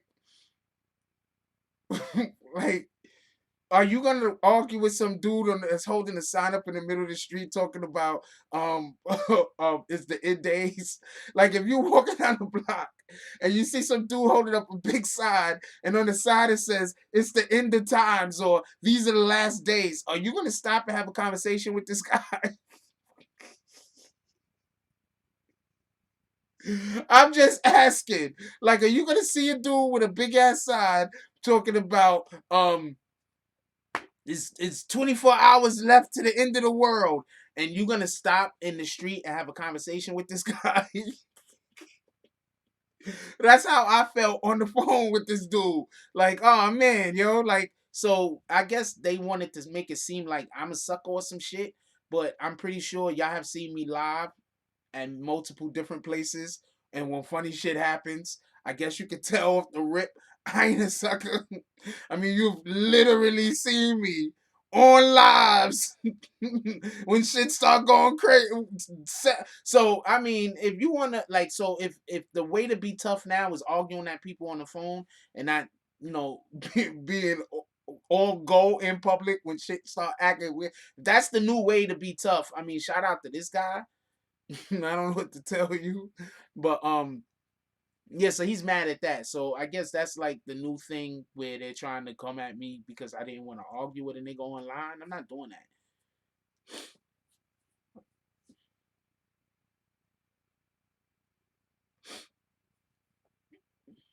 that. That just doesn't sound like it makes sense to me. Listen, Jesus, you could be saving people, but you playing. That OG brought up cousin. First of all, if I would have called them up and let him actually come on my show after he had that weird ass conversation with me, I'm not doing that. Once you decide that you talking crazy to me, what the hell? I don't. I'm not what. See, I'm gonna tell you real quick. There was a certain person that I used to do business with. Don't do business with no more. They decided they was gonna try to create and bring about as much hate towards the BBN as possible because they got a problem with how much money I was making or am making, or they mad that I didn't give them my money or whatever the case was, whatever the fucking case was. So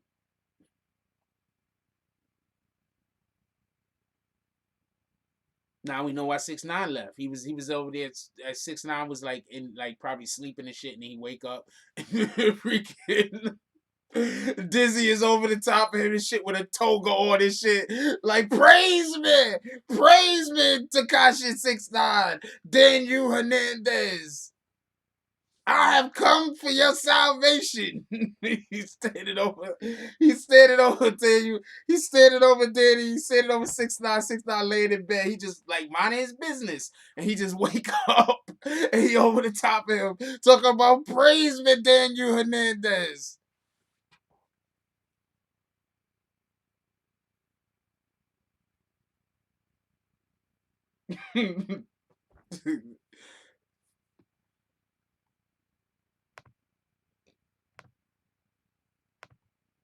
Considering that the only reason why I just brought 6ix9ine up because we're talking about because somebody just made a comment and they brought him up. Yeah, I guess I'm a weirdo that loves 6ix9ine because Zoe made a comment that says now we know why 6ix9ine left, and then I responded. I guess that means I'm in love with 6ix9ine because I responded to a comment with somebody saying his name. That's how you can tell these things. Can we get bags for Rob 2G that just got kicked? Could we get bags, please? I don't know what Mike Bedstar just wrote. I missed it. I'm assuming. I don't know if it was a threat or not. Mike Bedstar, can you put us on to what you just? I don't know what it was. I don't know. It could have been a threat.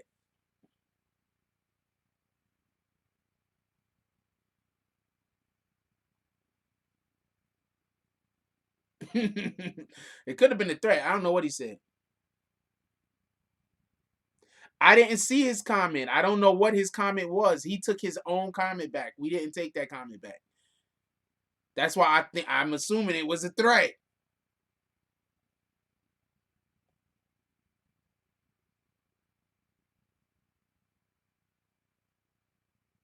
Who got bags with shit in them? Oh man. No, I'm not talking to Google. Damn it, Google. Yeah, so he's mad. Shout out to that. Shout out to the channel that decided to put that type of BS up. I didn't even know that was news. Shout out to that. I'm gonna let y'all know right now. All right. So just for future reference, whenever anybody calls my phone and starts talking crazy to them, I am not talking crazy back. I know I've said this before. For some strange reason, I don't think people believe me. But if somebody calls my phone and they start talking crazy to me, what up, Mr. Dat? I am not talking crazy back. Shout out Zoe G with the $6.90 drop. She said, I want to be petty. Free 6ix9ine. She does say she loves 6ix9ine. Shout out to her. Shout out to that. That Zoe G might be 6ix9ine moms and shit. She like, I love 6ix9ine. That's my boy.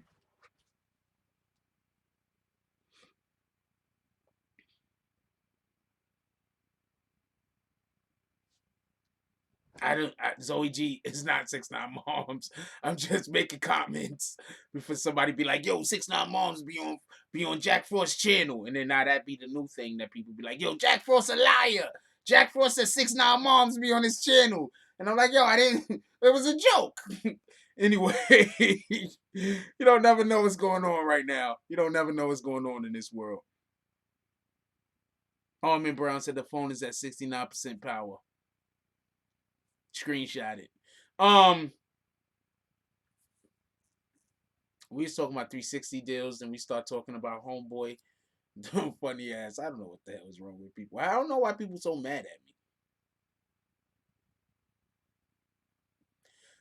me. Why wasn't Scum Law brought into the 6ix9ine court case? That's actually a great question.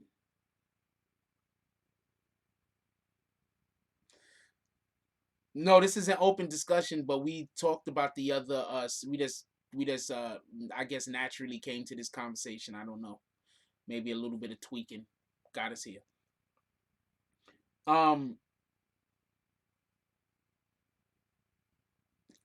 Mike Bedstar said, I saw Scumlord Dizzy explain his story about academic and came off like a good dude. I'm not questioning whether he's a good dude or not. I don't know him. Just so we could be clear on that. I don't know Scumlord Dizzy. I don't know if he's a good dude or not. What I do know is that he was in a building and Treyway came in and then he had a bag and the bag left with Treyway. I know that. That is factually, that can be proved in a court of, it was proved in a court of law. So shout out to that. I don't know why. See, that's the part I don't get. Like, how is there gonna be an actual court case saying that you got robbed, but you're mad at me? You know, you should be mad at. You should be mad at the federal government. Go get mad at them. Go get on the phone with them and have a conversation trying to get them to explain that. Go do that. He's like, please let me talk. Let me just finish what I'm saying. And then he finished what he was saying and hung up. I was like, ah. And then that's the funny thing about it. I'm gonna tell you the funny thing about it. Hold on. Let me show you something.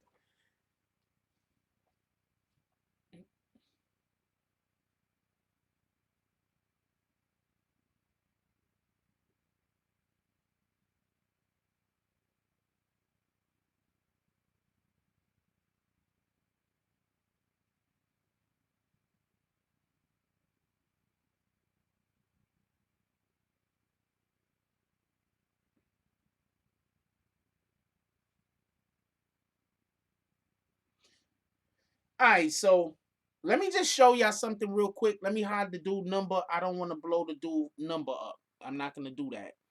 But yo, look. So I said what I said in response to what you said months ago. Oh, what the fuck?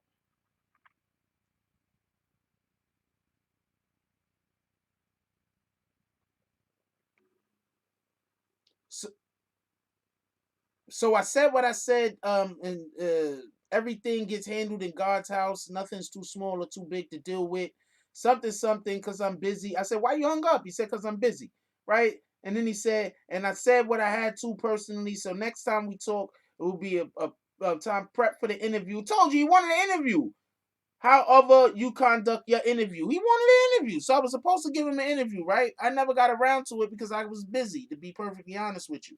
Then even after that, the motherfucker sent me shit to try to help promote whatever the fuck he had going on. So after I didn't give him an interview, and after I didn't promote his stuff, then he goes and he tells gives whoever he gave that shit to so they can put that on the internet.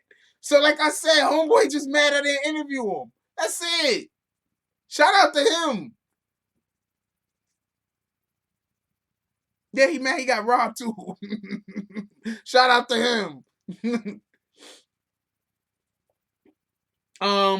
Well, okay. So what happened was I think they copped to the robbery. Somebody copped to it. I don't know what happened. All I know is that it was brought up in court, and it was brought up as proof of a crime.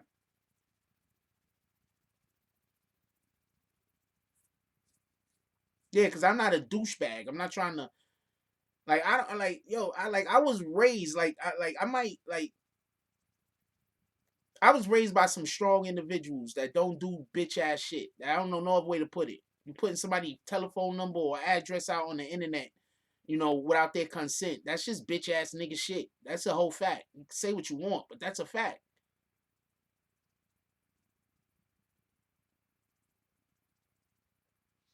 So yeah, so we and him was pretty cool when he wanted to get an interview, but then as soon as he didn't get an interview, he was like, "Oh man, I gotta get on that hate train." His anger is a backhanded compliment. I gotta force ain't interview me. I gotta get on that hate train. So that's what they doing now.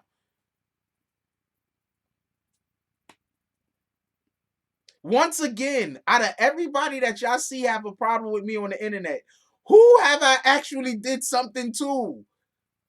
I'm not actually doing anything to these people. I do not have to interview anybody I don't want to interview. I got one guy pissed off at me because I don't have the interview to put online because it's at the Google Studios and I can't go get it. He mad at me because I don't put the interview up, which if I had the interview, I would actually have put it up. I got another dude mad at me because I'm not gonna interview him, and he pissed off. Like, where do I win? What Junior said. He mad the whole world knows he got robbed. He got robbed. It is that happens, yo. He got robbed. He got robbed. I remember being a kid, man, when you got robbed, it wasn't even a big deal. But then we were in the Bronx, people was getting robbed right and left, yo. That's why they had to take it to the next level in the Bronx. They couldn't just rob you. They also had to throw your shoes on the wire because people stopped caring about getting robbed. You was getting robbed right and left. You just get robbed, and then it'd just be like, "Hey, you got robbed today? What happened today? Just a regular, got robbed. I tried to go to Fordham Road. It didn't work out. Oh man." I don't know what's going on with that dude. Shout out to him though. I'm not 100%. Yeah, he's mad at me. I didn't interview him, so he's pissed off about that. But I mean, you got the opportunity to tape me in the conversation and then try to get me to lose my cool, and I didn't. And somehow I'm a sucker because I didn't lose my cool. I'm gonna repeat that again. He got into a conversation with me to tape it and tried to get me to lose my cool, but I didn't lose my cool, so now I'm a sucker for not losing my cool. I'm gonna explain something real quick. You got a lot of people who could do a lot more with not just their life, but with their platforms that they're building on YouTube right now that is never gonna have the opportunity to do more than what they're doing. Because they can't go talk to a politician. Because they can't go show up at a rally and say that we're here to help. Because they're on the internet all day arguing amongst each other. So they can't get invited to certain tables, even though they might actually be good people.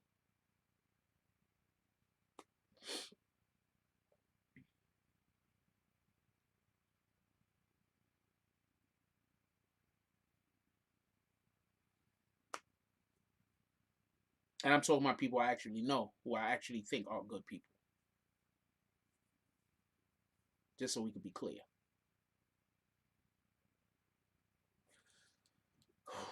With that being said, oh yeah, Lex BX said, dude at the laundromat almost got hit with laundry bags. Yo, that's what I'm trying to explain. Like, I'm out in public on a regular, on lives, and I mean, I'm not no super tough guy, but I'm definitely not the opposite.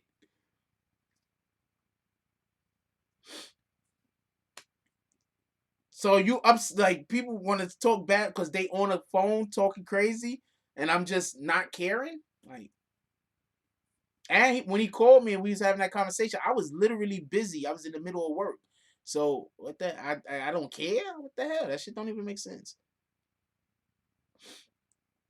I'm not 100% sure what it had to do with. All I know is from the way that it was spoke about, and I'm gonna leave people names out of it that they was talking about. Oh man, it's in the court papers.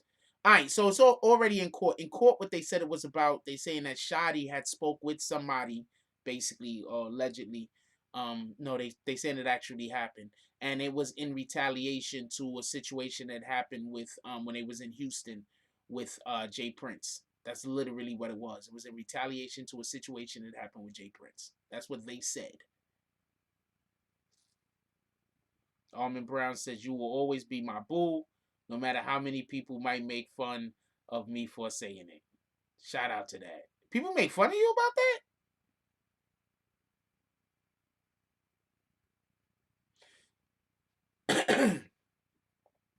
Yeah, I don't know if it had to do with the contract or whatever, but at this point, after having that talk with that dude on that phone, I'm not really, I don't know, I don't know if I want to really believe too much of what he has to say. But at the end of the day, like, I'm not gonna call him a liar. I don't know if he's lying or not. I could not believe it. You know, me not believing it isn't me calling him a liar. It's just me saying, I don't know, I might need another source.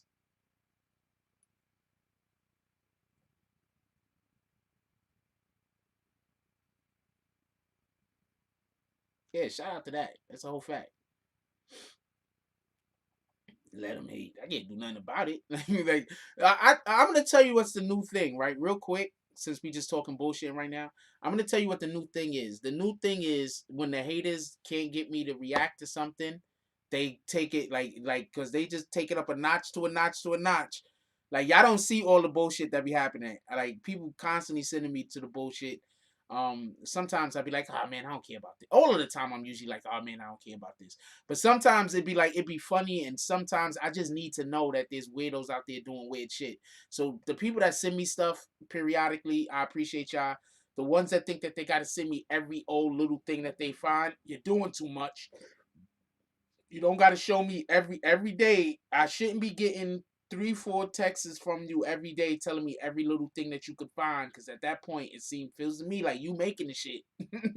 Like you're like, yo, let me post some weirdo shit about Jack Frost and then send it to him and say somebody else did. At that point, is you making it. All right, so just stop. But I do appreciate the people who now and then pull up and send me something that's important that I need to know about. That's cool. But yeah, like half of the time I just don't care. Y'all busy paying attention to some dude that's going off of some template that some dude gave y'all that, or he's just half of the time I don't care. And the other time, half of the time, I probably don't find out about it. Like really, most of the time, I really genuinely don't care. I talk about it because I don't have no choice. I have to speak about certain situations because some shit is just how you gonna like literally.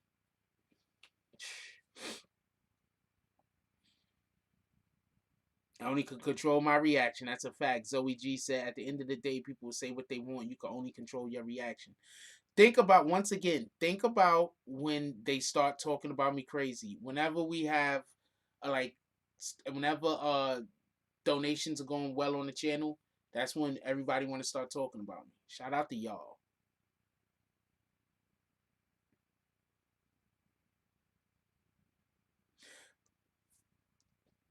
So check this out. I hope I'm not staying single. Why are you cursing me, Gully Boy?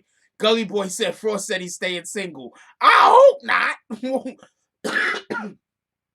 Who has been telling you these lies?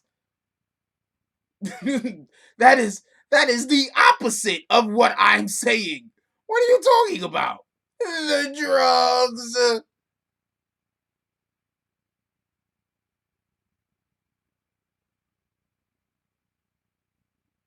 Okay, so now we're talking about the actual subject matter. So what was I about to tell y'all? Y'all just distracted me with y'all chicanery and foolishness. Um,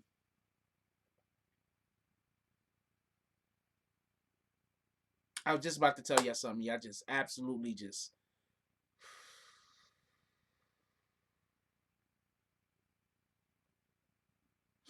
No. I would prefer. I'm gonna tell you what's gonna happen, right?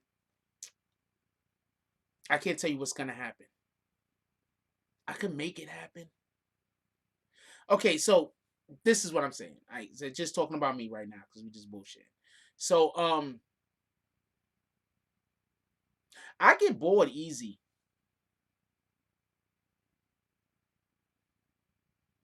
Like I really get bored easy. I need to not be left to my own devices sometimes because I just shit is just boring to me. So I like so a lot of times when the haters or the trolls is like doing weirdo shit, I just be like, ah. I get bored easy. I'm not talking about women. I'm just saying I get bored easy. I've never cheated and I don't get bored of females I'm dating. But I say that to say this. If I actually was in a relationship with somebody, you will probably see a lot different content. You'll see a lot different content. Definitely. You'll probably see more content. No, I'm pretty sure. Like, I'm 100% sure that if I was actually in a relationship with a female, you would see more content. I'm 100% sure of that. I would probably try to I would love to date somebody that I can do content with. That'd be dope. That's a lie. You don't think you don't he said no female has ever made a bad girl. You don't think that's a lie. You ever heard of Bobby Brown and Whitney Houston? I'm not even going no further. Anyway, when you have a good female to be your backbone, sometimes us men need that. That's a fact. Um, yeah, he bugging. He just fucking around. Um, So I would love to like be in a relationship with somebody and we can do this. That would be dope. Yeah, Beyonce don't add the whole. We ain't paying. He's just joking around. Nobody's paying him no attention. Don't hit him with bags. He's just joking. So yeah. So why you think? Why y'all think I was trying to? Well, one of the well, not really, because she's just dope. But yeah, I would love to the ideas that I have if I actually it would be dope to have somebody to do morning coffee with once or twice a week. Physically with me doing morning coffee once or twice a week. That'd be dope. It'd be dope to when we go do the Tonight Show, we're gonna be on location at this concert. Or we're gonna go do the Tonight Show, but it's gonna be a special thing out where we're gonna go to a restaurant and do the Tonight Show at a restaurant where we talk to people and do shit. That would be dope. You understand what I'm saying? Maybe it'd be dope if we have a trip to some amusement park or some shit. Um, Shout out to Junior Rivera. What did Armin Brown ask me a question?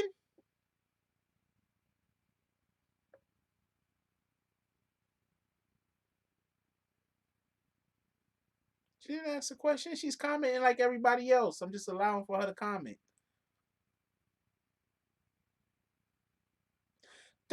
I'm throwing no subs at anyone. I'm not. Just so everybody know. Okay, I'm throwing subs, but the person I'm throwing subs for isn't here. The person I'm throwing subs for, the person I'm throwing subs to isn't here. Armin Brown is a wonderful woman, by the way. Shout out to Armin Brown. I don't know any kind of restaurant, but I can go for some pasta. Okay, first of all, Armin Brown lives like so many miles away from me. I'm just not that long. Like I'm pretty sure, like if a female is a whole 10 feet away from me, and that's the closest that we could get is 10 feet, and that it's impossible. So an individual that's miles away from me, that's just not a thing.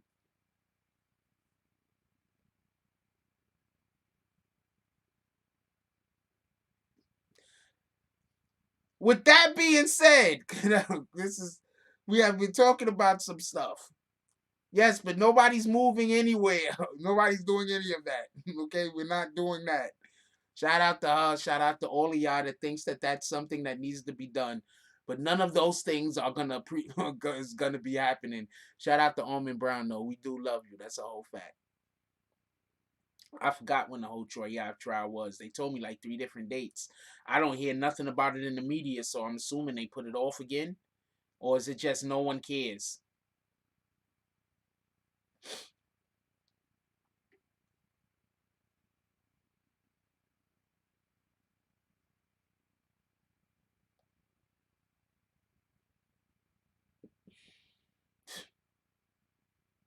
The person I'm throwing subs to is not. Let me check my, my IG real quick. I have no idea why I'm laughing.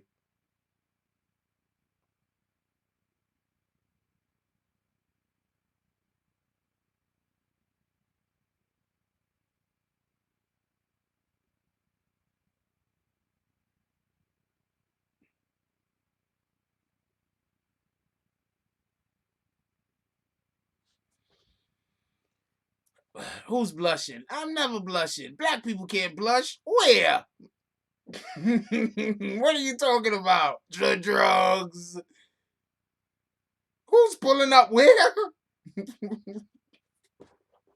What are you talking about?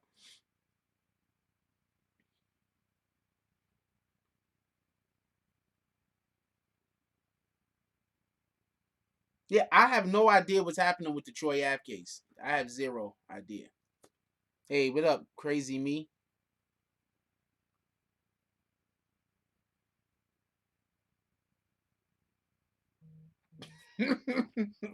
When you pulling up to the George Washington Bridge, you gonna be like, you gonna pull up to the George Washington Bridge and be like, where can I find Jack Frost? Like, where you pulling up? Shout out to you though.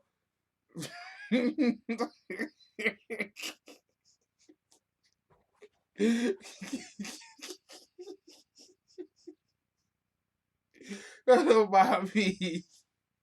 Don't mind me. Don't mind me.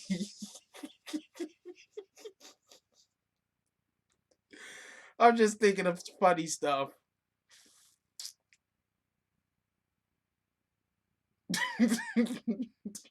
They gonna be like, she gonna pull up to the George Washington Bridge. They gonna be like $15. She's gonna be like Jack Frost. You know where I can find him?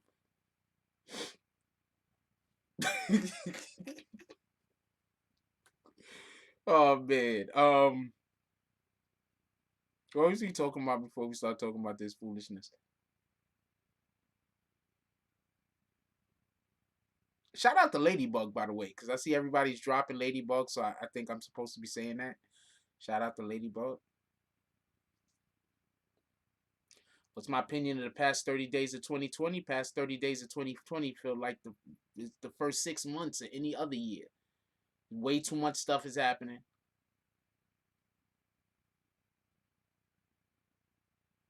Almond Brown is not a he, she. And I know that for a fact. So, homeboy Graph, that's not a funny joke for multiple different reasons. I'm gonna have to give you a timeout, my brother. We not doing our women like that. We're not doing our females like that. We ain't disrespecting people like that. I accidentally hid you. Hold on, let me unhide you. I fucks with you, C Graph. We good, but you need to sit in the corner for that comment. That's a whole fact. You need to sit all the way in the. We're not telling people to kill themselves. Free nuke. Free nuke. We're not telling people to kill themselves. Can somebody give me that message? Thank you. We're not telling people to kill themselves. She's a female. She's a woman. We ain't doing that. I ain't see Graph. We're not doing that. That's other rooms. We don't do that in here. We not about that disrespecting women shit. We're not doing that. Salute to you though. Eat that time out. Sit right in that corner. And I lie to you not. If you after your freaking time is over, if you don't come in here and apologize, I'm dead hitting you with your bags. Whenever the next time you show back up, I don't care if it's a year from now. I will remember.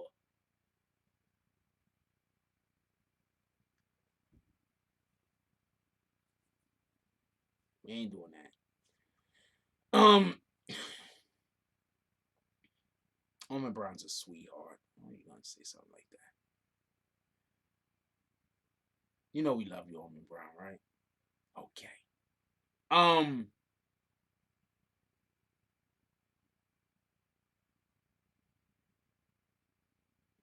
we 2 hours in. We gonna call it a night.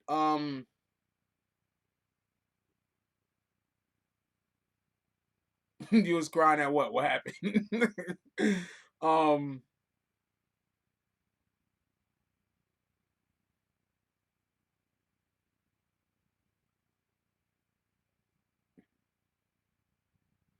I think a lot of what we're basically talking about, and a lot of this conversation that we have about hip hop in general, lends to the idea that we need to have speak to our schools. Our schools need to start teaching our children about economics.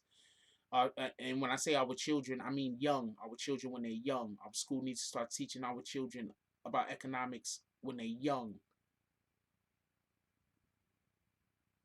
We need to start making sure our elementary schools, as soon as they get into second, third grade, they're learning different aspects of it. So when they get into high school, they can understand how to manage money. I think that there's a big problem with people growing up into young adults and not knowing how to manage money. That's how you. That's one of the reasons why you get people in all of these bad loans, student loans, and all of these other bad situations.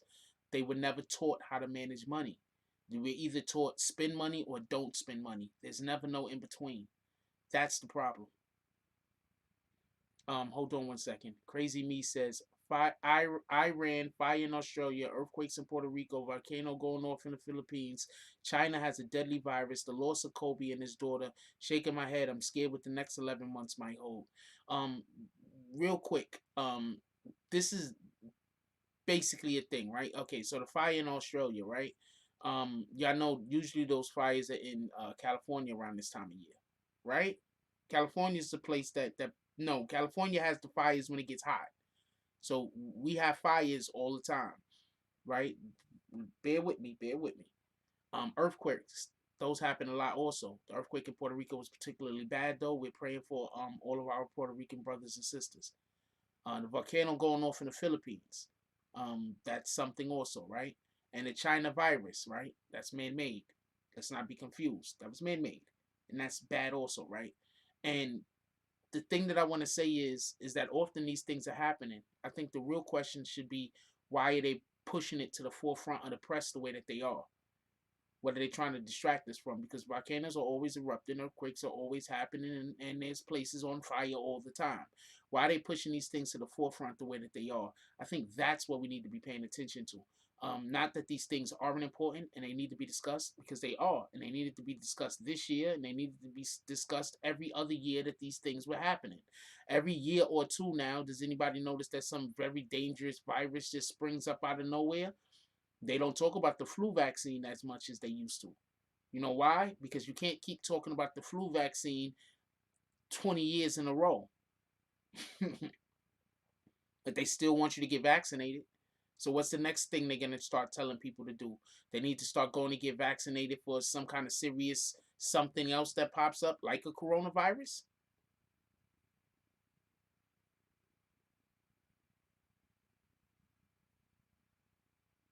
So I think that that's what we need to also be paying attention to. I think that we're just really easily distracted. I mean, if you want to distract black people, have a famous black person pass away, right? If you want to distract black people, have a famous black person pass away.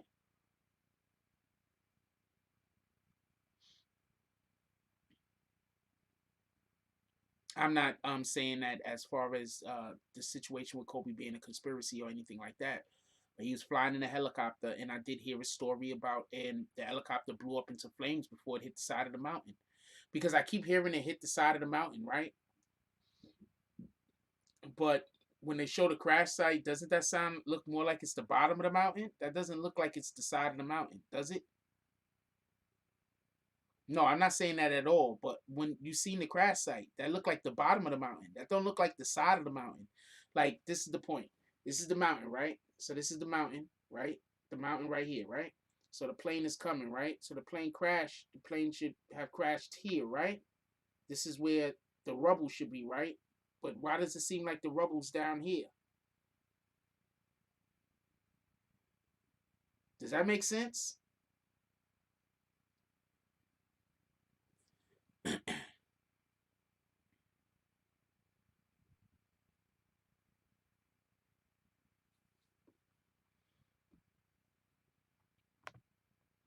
Well, I don't understand boiling eggs in piss because I'm gonna assume that once you heat up piss, that fucking aroma has to be just absolutely horrendous. That's my point. How could it have hit the bottom of the freaking mountain? The only way it could have hit the bottom of the mountain is if it was going into a nosedive. Yeah, I hear what you're saying, right? But let's say it hit. Okay, so do y'all know how mountains work? This is the top of a mountain, right? A plane is flying into the top of a mountain. It crashes. The plane crashes. The plane breaks up in pieces. A helicopter is flying. It crashes. It breaks up into pieces. You're going to find pieces of the helicopter here, here, here, here, all the way down the mountain. I agree. But the shit that I saw, it looked like all of the shit was at the bottom of the mountain.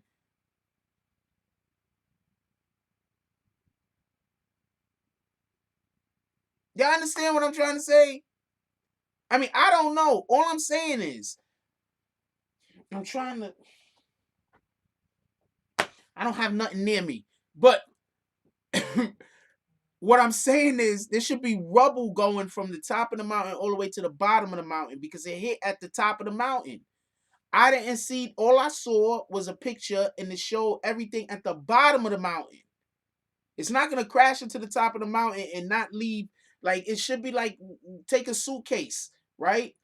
Open the suitcase up, roll it down the stairs. The main shit is gonna be at the bottom, but there's gonna be shit all the way from the top of the stairs going all the way down the stairs. That's what I'm saying.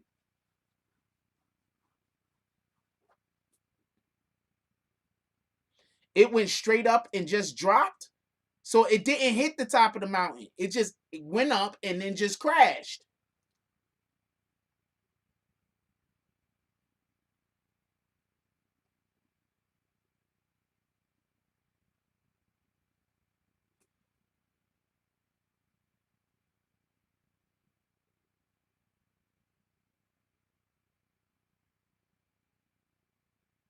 It dropped. That's my point. The helicopter was coming out of the sky before it hit the mountain. Oh, so there is an accurate picture of a debris trail. Okay. But look what Sean's saying. Yes, it descended. Wait, hold on. There's a fake footage out there. Before we go any further, there's fake footage out there. Which footage did you see? There's fake footage of a helicopter that crashed in a mountain like a year ago from a whole nother country. There's fake footage out there for everybody that don't know.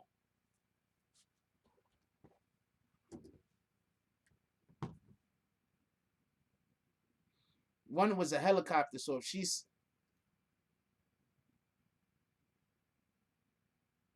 yeah, it's fake. Where did you send it to my email?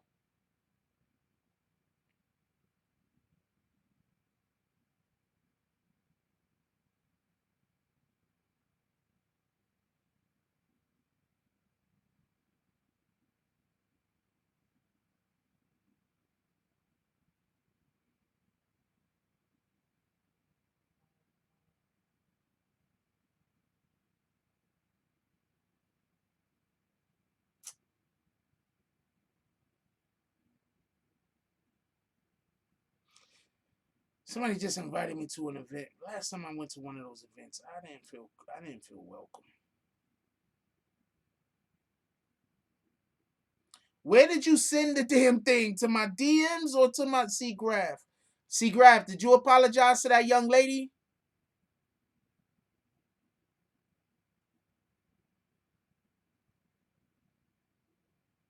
I gotta find out. I don't. Oh, there you go, Tori Mosley. No, I'm not. I'm not showing that. I'm not showing that footage that you just shown. I don't think that is funny. I'm not showing that. Wait, hold on. It might be. Let me look at it first. I didn't even open up the damn thing.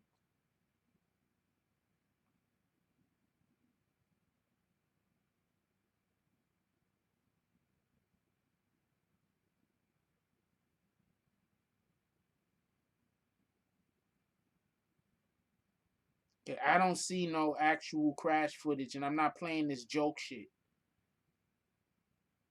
Come on, Tory Mosley. We got to do better than that.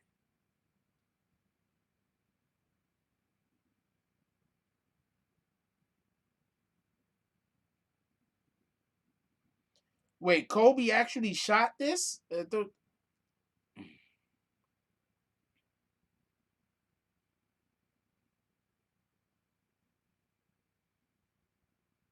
don't know.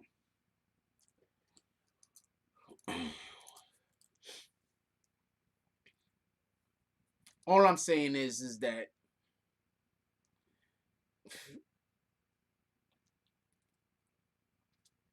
it will be good to be able to have a conversation. That's it.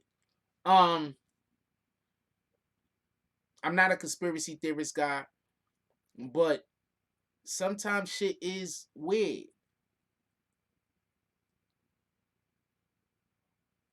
The footage that's on the internet is false. Thank you, C. Graph.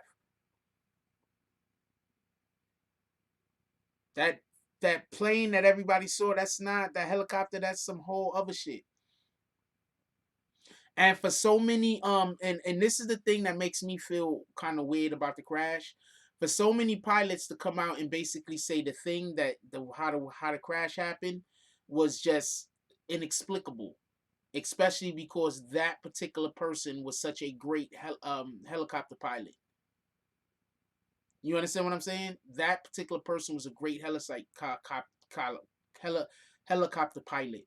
For the error that he made, for that to have happened, for them to die, is just unheard of. It don't make sense. You understand what I'm saying? So I'm not saying that there's a conspiracy theory there. I'm just saying, if Sherlock Holmes was a real person, this would be a dope case to get him to pay attention to.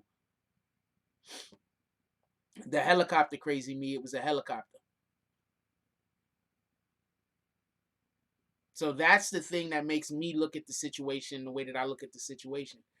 Because when you have all the other pilots saying, this guy was the best. This guy was so good, he trained people to actually be pilots. This guy is one of the best pilots. The thing that just saying happened, because we're looking at the reading, so we know what the helicopter was doing right before it crashed. And the thing that this thing is saying happened, this shit is kind of unheard of. I was thinking maybe he had a medical emergency like a stroke or a heart attack also.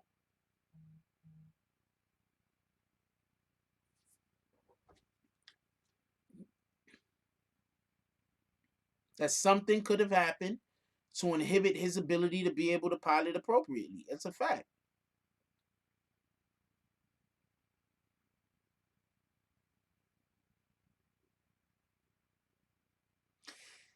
Can you get that picture a little bit bigger? That's still not enough room for me. You understand what I'm like? That's still not enough. Like the top of the mountain should be hundreds of feet away, not a 10 feet trail.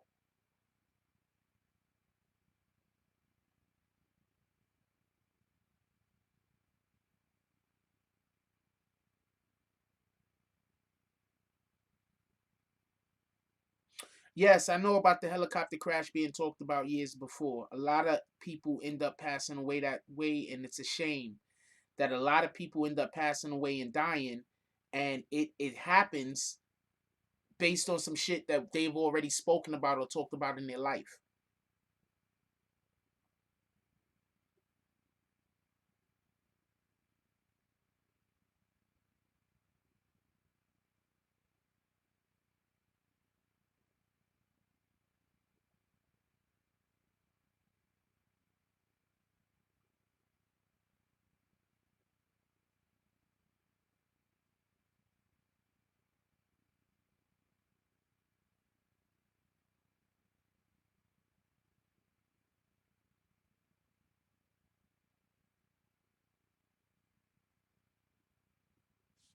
Sorry about that.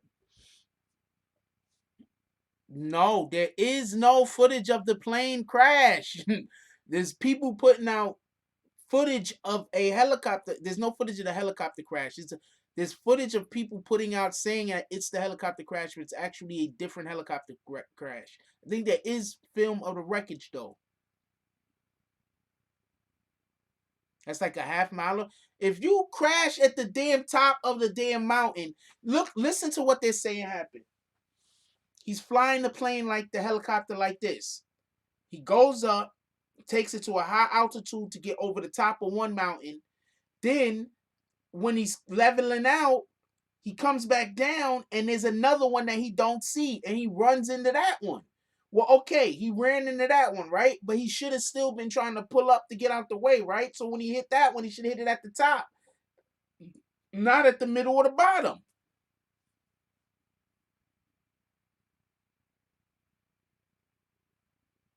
The pilot could have been rushed. Oh, for everybody that don't know, they were actually going to an event. On the way to the event, the crowd, the fog was too much. They decided to turn back around. When they decided to turn back around and go back is when an accident happened. That particular helicopter doesn't have to have a black box. So there were no black box. There was no black box. They was headed to his daughter's basketball game. That's a fact. And that's why the other little kids was with them, I'm guessing, and those other parents.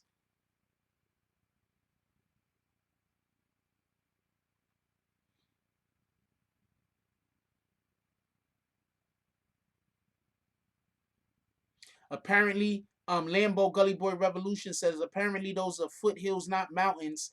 They are tall, but not as quite as high as mountains. Okay. Yes, they also were circling for about 15 minutes or in like one area, 15, 20 minutes like in one area.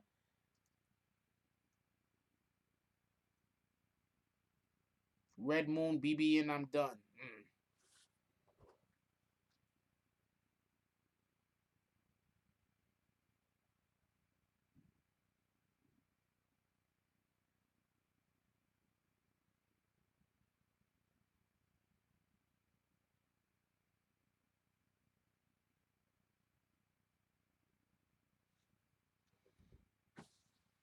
So yeah, so as far as good night BBN, he said later free nuke salute. Copy. I mean, I'm pretty sure that's what I'm done meant, but I know what the other part meant. Salute. Kawhi said that he used the same pilot. That's a whole fact.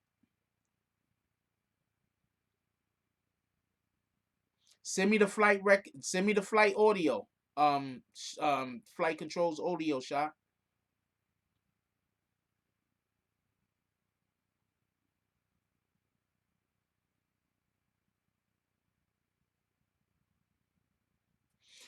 Yeah, that's a bad situation altogether. I look personally. I think there was just error. I think it was just something that happened. I don't think there was no conspiracy. I don't think anybody was trying to make anything happen. I think if you have a particular individual like a Kobe Bryant, if they die on any day, somebody could say, "Oh, it's linked to this, it's linked to that." So, somebody of such notoriety. So that's just my opinion on it. Anyway, we're gonna call it a night. Wait, you saying that wasn't his regular pilot? His regular pilot said no. I gotta look up on that. Yes, that pilot was considered one of the best pilots. That pilot was so good that Kylie Jenner and other celebrities use his helicopter. That's a fact. Shout out to Crazy Me. Crazy Me, are you new here or was you here before?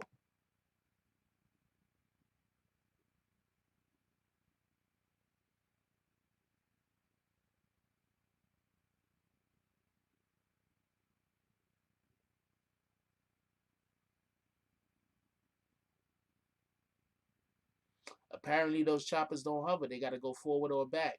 They said it was going in circles. So yeah. Later, Armin.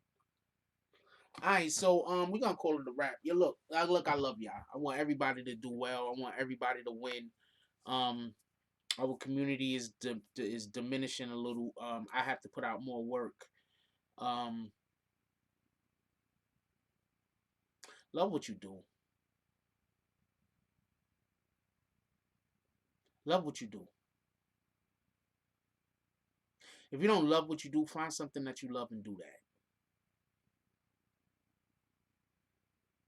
We're always under some type of illusion that the only way that we could live, the only way that we could survive, the only way that we could make money, the only way that we could support ourselves is to have to be a part of the drudgery. To go somewhere for 8 hours a day, hate being there in order to get home to make that cold hard cash that you could pay those light bills and those food bills with. That's not the case. The case is we can decide to be great. You can decide that whatever it is that you are right now, you know what, tomorrow I might not want to be that thing. And you can just make a change.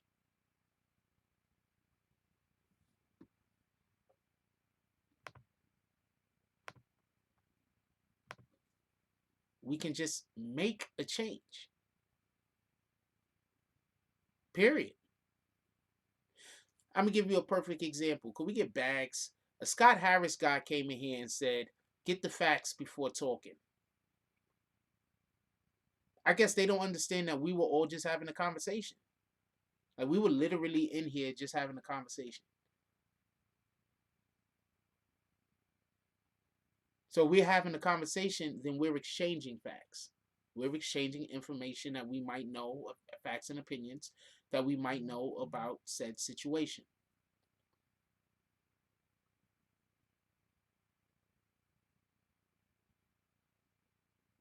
See, this is the thing, and I'm about to say something, and I hope this isn't hubris. I don't think it is.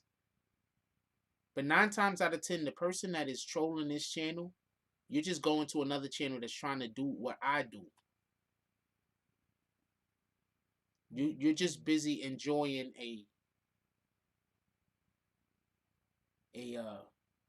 off-brand BBN while hating the actual BBN because that's what we're taught. We're taught to hate the things that we like.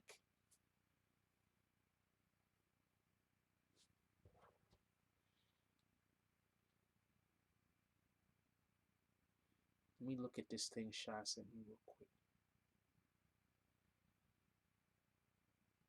Yeah, we could definitely discuss this on Morning Coffee. Don't let me forget. Text me in the morning. Hey, that's you, Sha? Text me in the morning. Don't let me forget.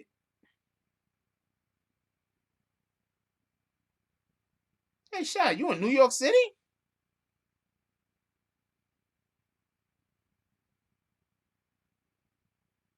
Well, that's Miami. Sha's everywhere. I'm not even talking about this shit. Anyway,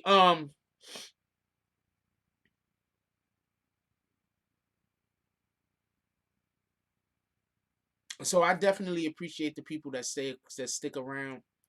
I definitely appreciate the people that stay around. I definitely appreciate the people that stay part of the platform. I definitely appreciate the people that show up, hit the like button, watch, uh, don't comment. All of y'all guys. I appreciate all of y'all. Because at the end of the day, I'm creating something right now that other people are just gonna steal and probably go even further with what I'm doing that I am doing because they're all ganging up on me at the same time. So shout out to that and salute those guys. But the difference between me and the people that's copying me is I can think of ideas on my own and I don't have to do what other people are doing in order to have ideas. So me and you are not the same. Anyway, with that being said, yo, look, I love y'all. Everybody enjoy y'all day. Um, now you good. Crazy me. If this is the count that I remember seeing like a year and a half ago, that's a long time to be sick. I'm happy you still alive. Um, with that being said, anybody still awake in your household, please go give them a hug. Tell them you love them. You don't never know what's gonna happen. You don't never know what tomorrow's gonna bring. You just don't never know. Support those that support you. That being said, like, comment, subscribe. Join the notification gang. Hashtag Boss Balls. Let's get it. I love y'all. Take care of each other. Hug the kids for me. I haven't forgotten about you. And that's all I got on this one. I'm out.